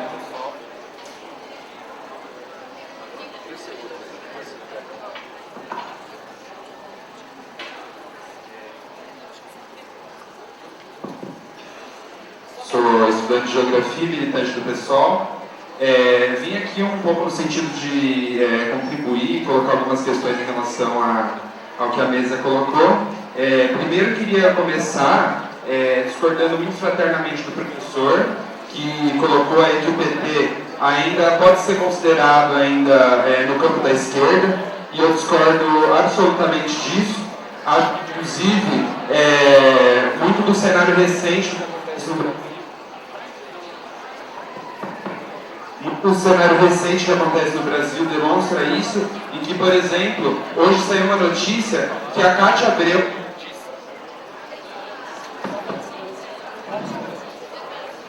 Só falar da Cátia Abreu que falha. Saiu uma notícia de que a Cátia Abreu não abandonaria esse governo, porque esse governo deu carta branca para ela tocar a política que ela tem para a agricultura do Brasil. Então eu me pergunto se um governo que deu carta branca para Cátia Abreu pode ser encontrado nesse campo. E a outra questão que eu queria colocar aqui, em relação ao que o pessoal já está reafirmando aqui, que eu concordo muito, que essa polarização não é tão simples de ser analisada, e se estamos aqui com muitos fazendo um chamado à defesa da democracia, então se defende a democracia para além dessa polarização. Porque a polarização não é só PT e PSDB, existem outros projetos em jogo, e esses dois projetos dialogam muito, porque a gente viu que a Dilma ganhou e aplicou o plano de governo do Aécio, e colocou como seus ministros, os ministros que estariam aí nas pastas do Aécio. Então acho que a gente tem que ampliar esse conceito de democracia para isso. E queria aqui também ratificar um chamado que está sendo feito por diversas organizações e figuras, que é o chamado das eleições gerais, porque acho que a gente que está aqui falando de democracia não tem que ter medo da radicalização da democracia. E a radicalização da democracia é colocar para o povo a responsabilidade de decidir sobre os rumos do país. Se o povo elegeu, o povo decide, e eu ratifico essa proposta de eleições gerais e convido todos que estão aqui a se somarem no ato do dia 1º de abril, que ela chega de mentiras contra a justiça fiscal, contra essa política econômica do governo, contra a reforma da Previdência e uma série de ataques que a gente vem sofrendo. Eu também quero fazer cinco intervenções, mas ele passou bastante. Eu vou passar aqui para a mesa novamente, acho que tem bastante questões e depois, se for o caso, a gente retorna. Então, até por causa da avançada da hora, que a gente tem um teto também para continuar aqui. Retomamos pela ordem, né?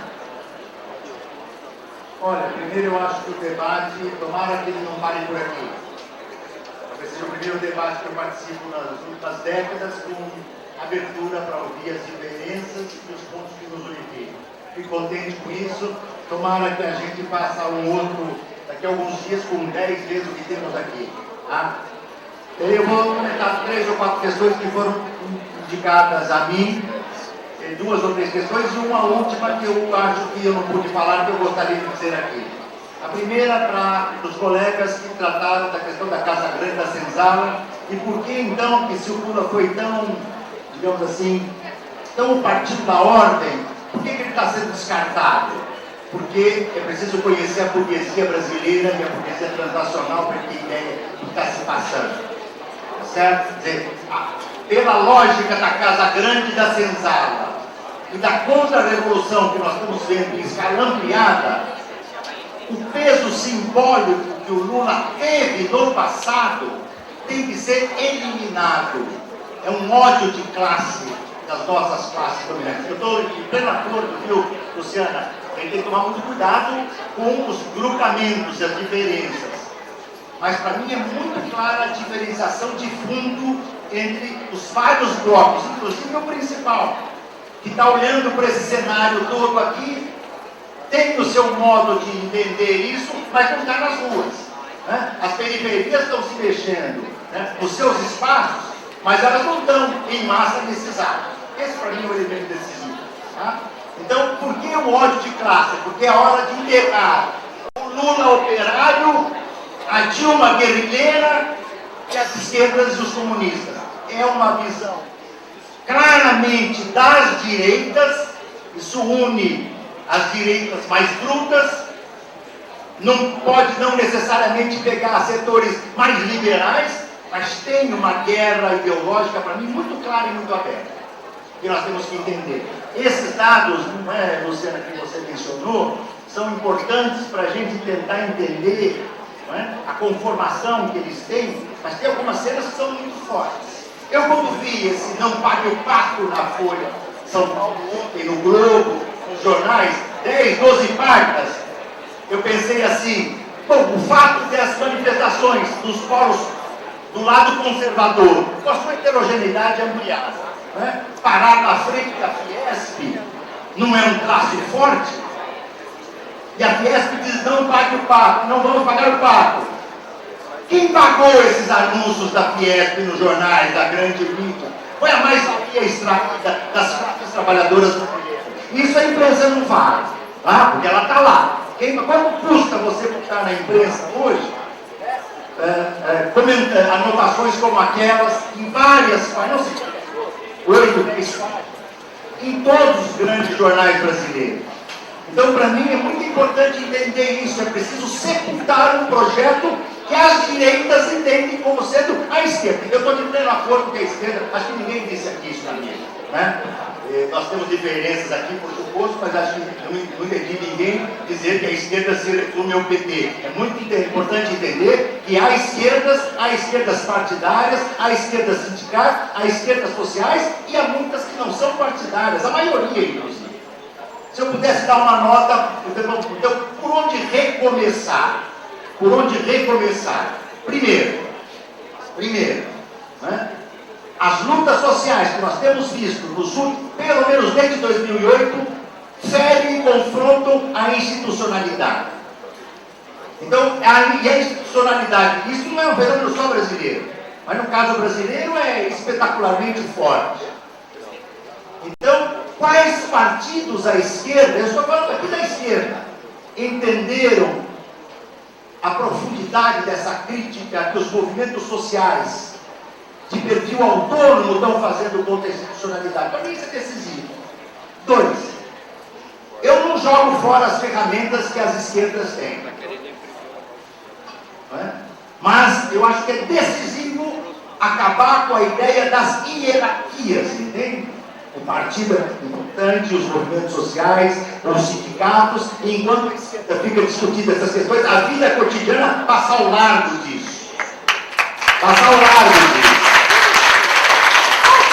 Agora, por exemplo, as direitas, elas não jogam fora os seus organismos da coerção e da dominação. Eles estão fortalecidos. Então eu vou dar uma pista, que é o que eu tenho tentado pensar. Não é? Sem hierarquia. Não é? Os partidos devem ser jogados fora da história? Penso que não. Mas eles têm que se rever completamente para não fazerem parte da história. Não é?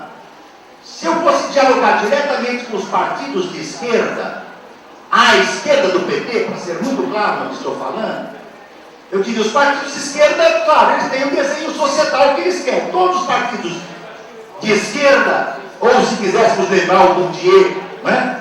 E ele certamente não é o autor que me inspira, mas as esquerdas de esquerda, eles têm um socialismo desenhado, mas abandonam muito frequentemente a luta aqui e agora. Os partidos de esquerda não conseguem perceber, eu falo quanto parte deles, não é um intelectual de fora que vem aqui, não, como parte deles.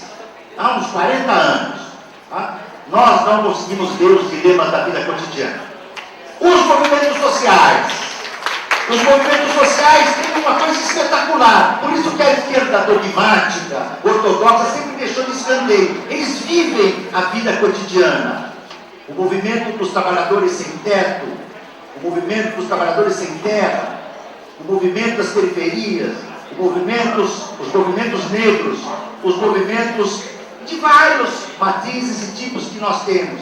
É muito difícil para um movimento desse, que luta pela... Então eu termino.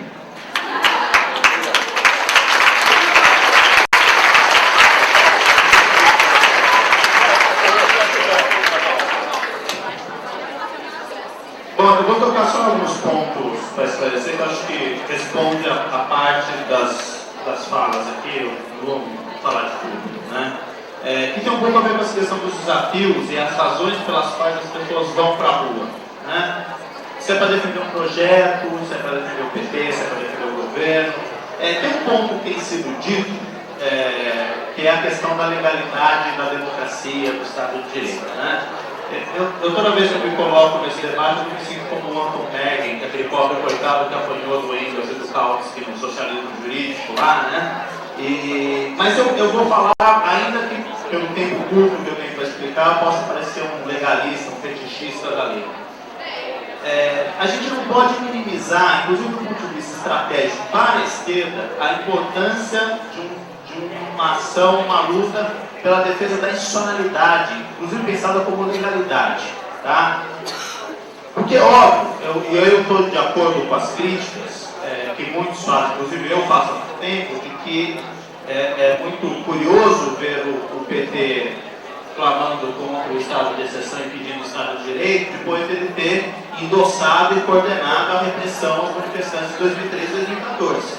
Lá não tinha problema com o estado de direito, hoje tem, né? Agora, isso não justifica que todos nós, inclusive os que apanhamos em 2013, joguemos o estado de direito fora. Tá? Por quê? O risco do que está acontecendo hoje em termos de manipulação, de instrumentalização da institucionalidade democrática em relação ao impeachment é o risco de uma instabilidade permanente, uma instabilidade colocada a qualquer momento, no sentido de que um instrumento pensado no sistema presidencialista para ser usado de maneira excepcional se torna um instrumento corriqueiro de desestabilização de governos, de qualquer governo.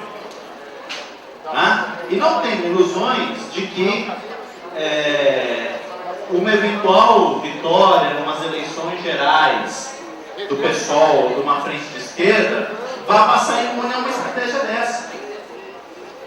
Tá? Então, a preservação da legalidade não quer dizer que ela é um fim em si mesmo, não quer dizer que a nossa Constituição é a melhor possível. Mas, na ausência de condições objetivas, a curto prazo, vejam, estou falando de urgências, a curto prazo, para pensar em uma nova institucionalidade, eu prefiro manter as regras do jogo do jeito que as temos. Tá? O colega falou da questão da implementação do neoliberalismo no Chile, na Inglaterra, no Brasil. O Fernando Henrique não desmontou o Estado varguista com o que ele tinha de ruim, e principalmente com o que ele tinha de bom em termos de proteção de legislação trabalhista, graças à resistência de movimentos sociais e sindicalistas de partidos de esquerda. Resistência que só é possível numa democracia política. Tá? O Chile implementou a cartilha neoliberal com muita tranquilidade, porque aquilo foi uma das ditaduras mais sanguinárias da história do século XX. O Reino Unido não conseguiu, o novo trabalhismo não conseguiu desmontar o sistema de saúde britânico, graças à democracia e à organização social, de movimentos de liberdades políticas, de garantias constitucionais, que permitiram uma organização da luta política. Tá?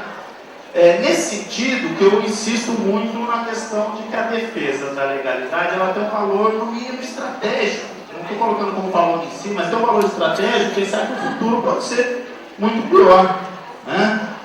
Quando a gente fala do judiciário, isso entra nessa conta também, e inclusive o risco que muitas vezes a esquerda cai, e na minha visão, por certas leituras muito rasas e de uma leitura talvez muito dogmática de como o marxismo lê o direito e as instituições democráticas, primeiro, dessa instrumentalização. Então, por exemplo, convocar eleições gerais agora, eu acho que, na verdade, em termos formais, e aí eu estou sendo assumidamente muito formalista, ela é mais excepcional ainda que o impeachment, porque o impeachment ainda tem previsão constitucional, a eleição geral não tem.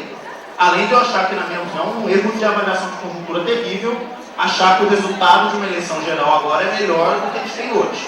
Acho que é um erro de leitura aí enorme. Além da questão formal. Outra questão que tem a ver com esse instrumentalismo que muitas vezes a esquerda joga com o direito, de não levar o direito a sério, não levar a adicionalidade a sério, é a questão do judiciário. O judiciário que prende negros e pobres, se a gente inverte o sinal dele, agora ele prende Odebrecht, ele não parou de prender negros e pobres. Então não adianta ficar batendo palma para Malu. Entendeu? Dando trela para Malu. O cara que vai prender o Odebrecht é o mesmo que continua prendendo negro e pobre. E é o mesmo judiciário que dá medicamento gratuito, é o mesmo Ministério Público que faz coisas bonitas em termos de políticas públicas, direitos sociais. Nós, da esquerda, legitimamos esse Ministério Público quando ele fez coisas legais, bonitas, direitos sociais. Porque ele está aí para isso, tudo bem. Agora, não adianta agora tentar colocar o leão na jaula de novo. Porque é o mesmo judiciário, o mesmo Ministério Público voluntarista, salvacionista, muitas vezes autoritário, que prende negro e pobre, não garante acesso à justiça e se legitimou socialmente com esse movimento de aproximação da sociedade via direitos sociais. Então a gente precisa levar mais a sério a forma como a gente lida com instituições democráticas, não necessariamente endossá-las, não tratá-las de maneira fetichista, formalista, mas levá-las a sério como algo que faz parte de uma institucionalidade a ser preservada, mas principalmente a ser construída. A questão é, no momento atual, acho mais importante preservar, porque a gente não sabe muito bem o que a gente está construindo. Então é isso.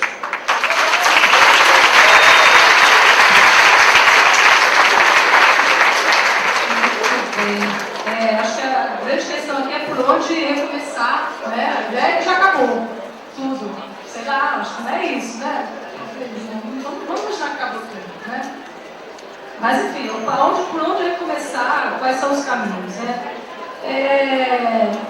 Eu não sei, eu estava ouvindo o Marcos Nobre falando, né, estava dizendo dessa efervescência que tem na periferia, né? Quem está olhando para lá está vendo que as coisas estão acontecendo de fato, né?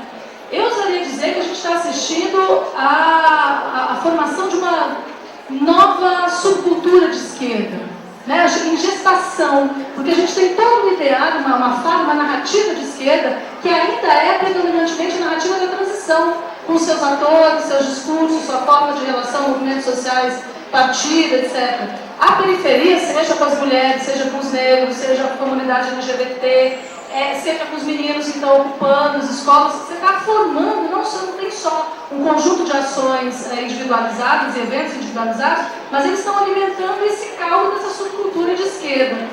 E a questão é, como é que essa subcultura de esquerda, que parece que está se formando de um jeito vibrante, com novos atores, né? Como é que ela vai estabelecer o seu diálogo com as instituições? Ou se não vai? Porque tem a retomada também do anarquismo fortemente nessa subcultura.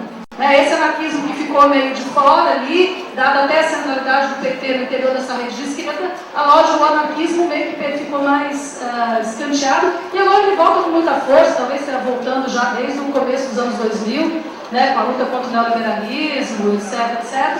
Mas o fato é que agora ele vem forte. Eu acho que a gente também essa cena a gente não está entendendo. Tem um outro ator e uma nova narrativa e informação. A questão é, como é que esse novo ator vai lidar com os partidos e com a institucionalidade de esquerda que foi construída? E aí eu não falo só de partidos, eu falo da construção da democracia brasileira. Por exemplo, dentro do Estado, conselhos, conferências, invenções participativas, as mais diversas. Como é que esse novo ator vai se relacionar com essa construção? E como é que ele vai estabelecer o seu diálogo com os partidos? Eu, desde onde falo, acho muito difícil promover mudanças em termos político-institucionais sem esse diálogo com os partidos, né? Sem aterrissar nessas estruturas partidárias. A questão é o quanto essas estruturas partidárias vão ser porosas e abertas para essa nova subcultura de esquerda que está chegando, que não parece que vai aceitar a forma tradicional de relação com movimentos sociais partidos. Gente, é onde? A gente vai lá no dia 18, a gente bate palma pro Lula, né? Quase chora quando vê. Que isso? Tem uma dimensão de história naquele negócio todo. Mas você vai ver nos discursos dos sindicalistas, etc, etc. Tem um discurso que já não chega.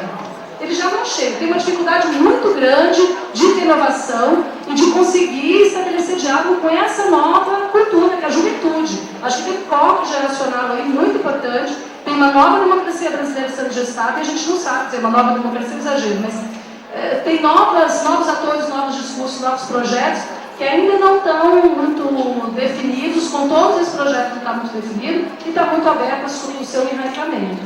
Acho que essa é uma questão, sei lá, acho que essa é uma dimensão de futuro importante dessa história toda, né? O que vai ser feito de todo esse caldo que a gente vem assistindo desde 2013? Como é que esse caldo vai se relacionar? Também tem muito medo, né, das desconstruções, né? Como alguém falou, não tem que... difícil pensar que vamos jogar tudo fora, né? A questão é que a gente constrói a partir das coisas que estão aí, como é que vamos empurrando isso para avançar. Mas enfim, é isso.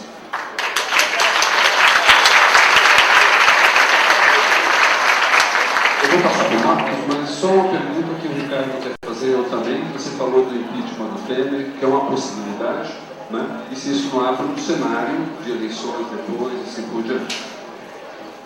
O Frederico tinha que falar melhor aqui, mas esse cenário... Vou continuar pelo quando eu chegar nesse negócio, tá? Porque eu acho que talvez não tenha ficado muito claro, quando eu estou falando da base da sociedade, as pessoas pensam em movimento social. Eu não estou falando de movimento social. O movimento social é essa linguagem da redemocratização a que a Luciana se referiu. Foi uma coisa completamente diferente, onde de auto-organização local, que faz rede ou não faz, certo? É muito diferente. Não existe discurso. Então, eu estou partindo do pano de fundo o seguinte, quem paga mais a recessão é quem tem menos, certo? E a coisa está ficando dramática na base da sociedade, está ficando insuportável, tá certo? Todo mundo está vendo isso. Estou partindo do quadro de que o sistema partidário brasileiro vai desintegrar. Não são só as locomotivas que entraram no estaleiro e não tem data para voltar. Os vagões também estão todos descarrelados, tá certo? Então, o que você faz com isso? Não é que você vai jogar fora a locomotiva, vai jogar fora o vagão. A questão é como é que você vai reconstruir, certo? O campo da esquerda a partir de um cenário de fragmentação. Posso estar errado. Fragmentação, destruição dos partidos. Esse cenário partidário não vai ficar. E ele não vai se reconstruir de maneira boa se não vier essa energia de baixo. Agora, é aquela história. Pode ter uma decisão, por exemplo, das pessoas que estão no campo da esquerda, de virar as costas para a institucionalidade, completamente, dizer assim, eu quero que se dane. A única coisa que me importa é me organizar aqui na base com as outras pessoas, e prefeito, vereador, político, eu quero. Tá certo? Pode ter essa decisão, mas essa é uma decisão política. Certo? Não seria a minha, mas por outro lado também, não vou sair fechando, acho que é o Guilherme que falou, né? Não. uma outra pergunta que não se identificou. Não é dizer, olha, o PT tem hegemonia no campo da esquerda, então ele sempre terá hegemonia no campo da esquerda. Eu não sei o que vai sobrar do PT, para começar. E o PT vai passar, como toda a esquerda, por um processo penoso e longo de autocrítica.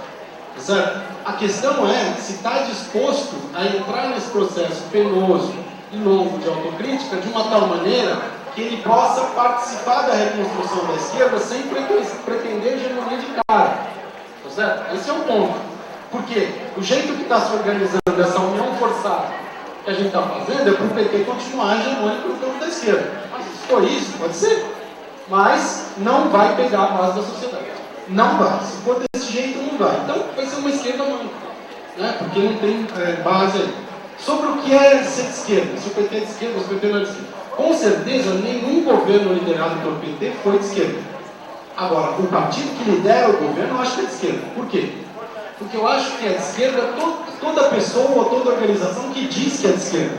Para mim isso é suficiente. Eu não tenho esquerdômetro. Não tem aquele negócio do banco que gira e fala, pô, você não é de esquerda o suficiente, não pode entrar. Tá certo? Não tenho isso. Agora, a questão é que a coisa não para aí. Quando a pessoa diz para mim, eu sou de esquerda, eu falo, tá bom, o que é ser de esquerda para você? E aí começa o diálogo.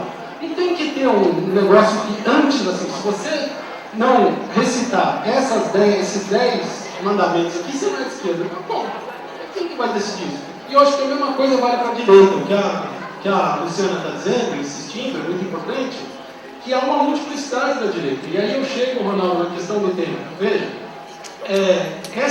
essas novas direitas, a direita sempre foi atrás de militar para dar golpe. Dessa vez, não tem como. Então eles vão ter que arrumar um discurso, ou vários discursos, vão ter que se organizar de uma maneira diferente do que se organizou tradicionalmente a direita no Brasil. Isso é novo. E nós temos que entender também.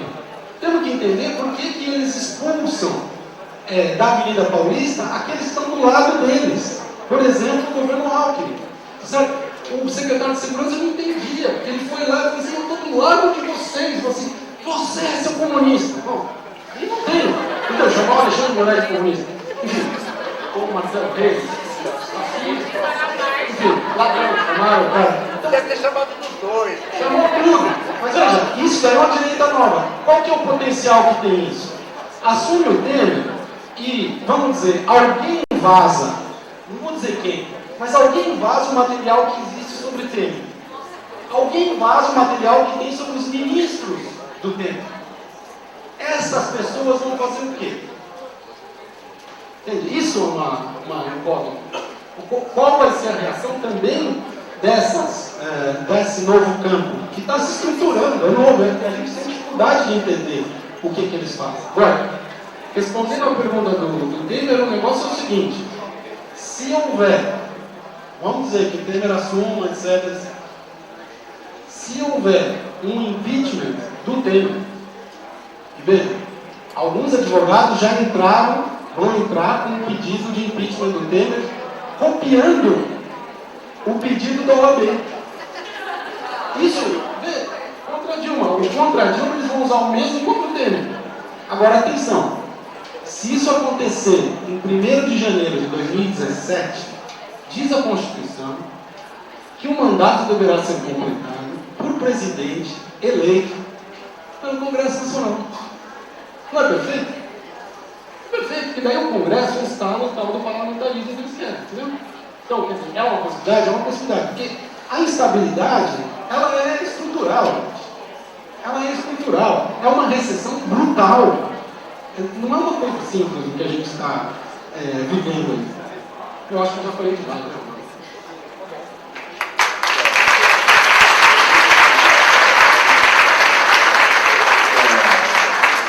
Nós tínhamos um teto aqui até 7h15, porque iam começar as aulas. Então você não tem o que fazer, mas eu ia propor isso, fazer 5 falas finais, nem volta para a mesa e a gente faz a conclusão, né? Agora, antes de terminar, deixa eu dar 2 avisos, ou antes de passar para vocês, que a gente não está terminando, né? A Unicamp está disponibilizando o debate no site Socializando Saberes, certo? Então pode procurar no site a partir de amanhã. E também na Unicamp, toda segunda-feira, ao meio-dia, se reúne professores, estudantes, funcionários, planejando atividades contra o golpe. Então, um convite da Unicamp para visitar o site e para comparecer lá toda segunda-feira às 12 horas. E a gente vai terminar então com 5 falas, tá? Não volta mais para a mesa. Vamos ver se a gente ouve essas últimas intervenções rapidamente. Obrigado, professor.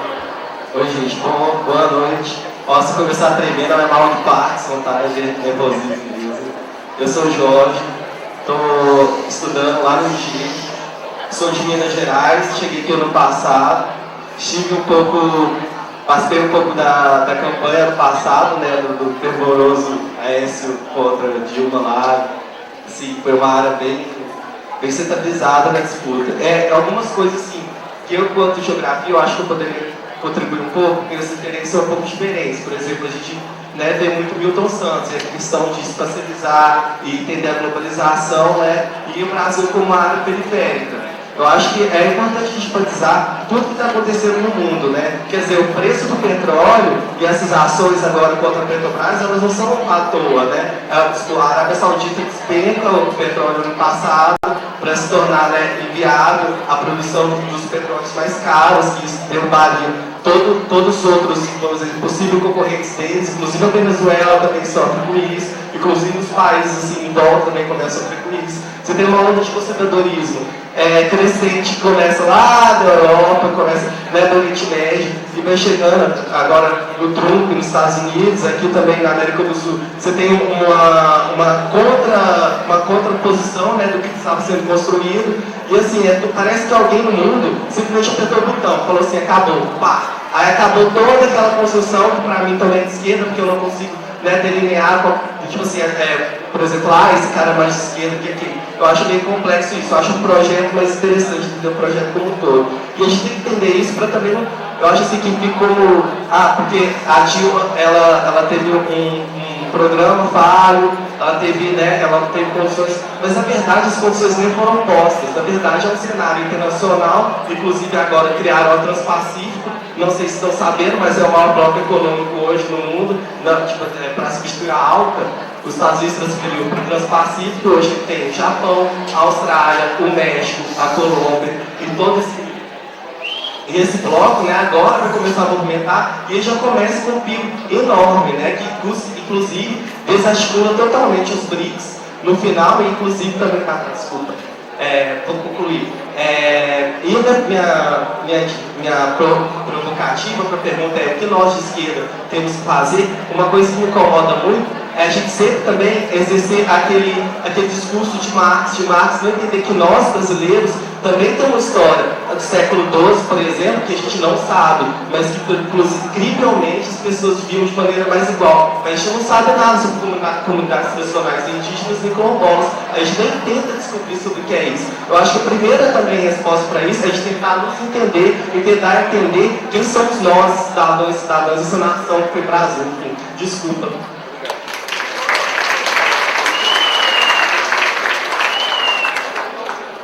Boa noite a todas e a todos. Meu nome é Maurício, eu sou estudante do IEL e sou militante do PT, militante filiado. A minha fala foi mais no sentido, primeiro, parabenizar a mesa. Eu vi muita coisa que eu gostei para análise de conjuntura. É mais uma análise de conjuntura que tem mudado tanto tempo nos últimos dias. Diretamente, eu acho que eu tenho uma preocupação muito grande com relação à América Latina. Acho que o Jorge antecipou um pouco o que significa isso. Para quem acompanha um pouco da política internacional, pode ver que existe uma investida muito grande na Venezuela, por exemplo. Eu tenho uma preocupação de o que acontecer no Brasil vai prender a balança para toda a região, né? É uma preocupação que eu tenho umas análises sobre isso, mas gostaria de ouvir os professores a esse respeito.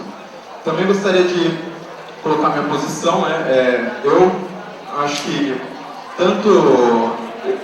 tudo que aconteceu nesse segundo governo Dilma, também alguns erros anteriores do PT no governo, enfim, eu acho que, de certa forma, acho que a Globo se aproveita e cria um monstro em torno disso, né? Acho que a fala da Tata Gilma foi bem expressiva nesse sentido, né? As pessoas estão com ódio E o ódio é um componente muito grande dessa crise política que, para mim, dá vazão para a arbitrariedade e para o autoritarismo. Assim, né? A gente viu os grampos, os vazamentos sendo, enfim, os vazamentos sendo expostos, daí na semana seguinte tem sigilo na lista do Odebrecht, compromete isso, compromete aquele, enfim. Eu acho que isso é muito complicado, né? Eu acho que isso é um desafio muito grande para todo mundo que faz luta social nesse país, porque eu acho que isso coloca em risco o próprio direito e a própria necessidade de lutar. Eu acho que, sem dúvida, o que a gente está vendo aqui é um golpe político, diferente de 64, muitas vertentes, mas que na prática acho que descamba para soluções muito parecidas. E por último, eu queria dar um informe também para todo mundo que está sentindo o momento, que gostaria de ir às ruas, que eu acho que é o único lugar onde a gente pode costurar a Constituição, refazer esse movimento, impedir esse golpe. Amanhã está saindo ônibus aqui de Campinas, são vários ônibus construídos pela Frente Brasil Popular. A concentração começa a partir do meio-dia no Largo do Pará, com a previsão de saída a 1h. Tá? Eu consegui 2 ônibus aqui para a Unicamp. Os ônibus são financiados pela CUT, pela Frente Brasil Popular, diferente do grupo da Unicamp tem dito, que é dinheiro de corrupção, direitistas.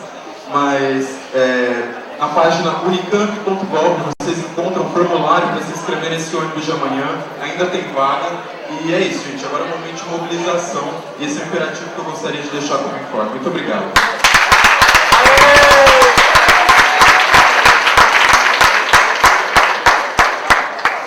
Boa noite, meu nome é Marina, eu sou funcionária do FISH, ex-aluna do FISH, e sou militante do PSOL e diretora do sindicato.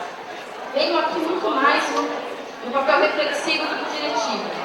Acho que o momento é de tanta catarse que não é espaço para discurso pronto. A gente precisa estar aberto a discutir e a construir conjuntamente. Eu acho que esse espaço tem sido muito, muito positivo e espero que outros venham. Porque a conjuntura vai nos atropelar e vai colocar por terra boa parte do que a gente já falou aqui. Porque é isso que está acontecendo todos os dias. Eu queria, na verdade, salientar alguns aspectos que a gente não vai conseguir retomar aqui, mas se temos a avaliação de que temos uma defesa do projeto, e ele é tão elementar que é basicamente a sobrevivência da população negra, a possibilidade de existência nos espaços públicos de minorias, o projeto que a gente está sendo contra é fascismo, tem nome?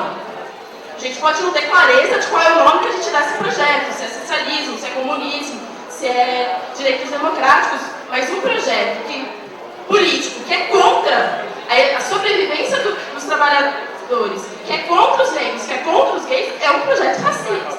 Pela hegemonia branca, é um projeto fascista. Então, se tem essa interpretação, a gente precisa dar um nome. Não sei se é simples assim, mas se é essa interpretação, a gente precisa dar um nome. Ponto para reflexão. Outra coisa é que elementos que configuram um grande problema nesse processo, e aí eu vou dizer do processo político mais estrito, foram consolidados pelo próprio governo que está aí.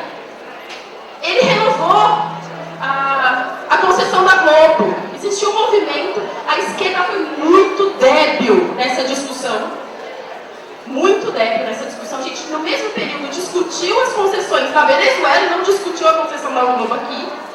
Mas teve a concessão. Por mais 30 anos, mais 20 anos. Foi o próprio PT.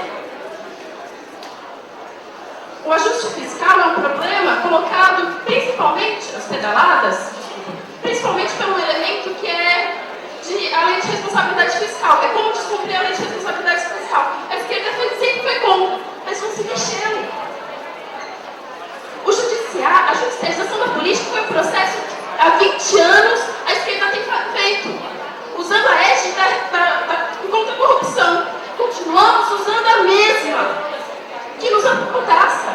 No final das contas, é da fé ao judiciário, que é o poder mais retrógrado que a gente tem. É o único que a população não pode nem mexer.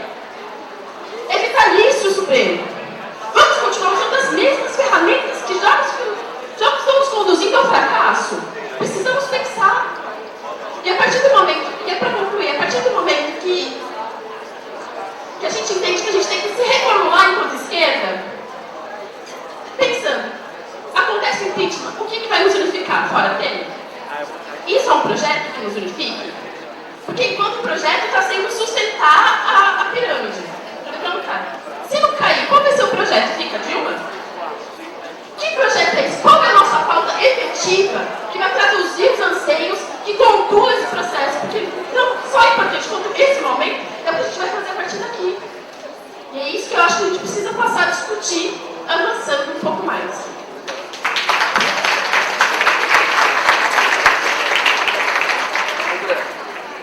E aí a gente encerra com a fala do...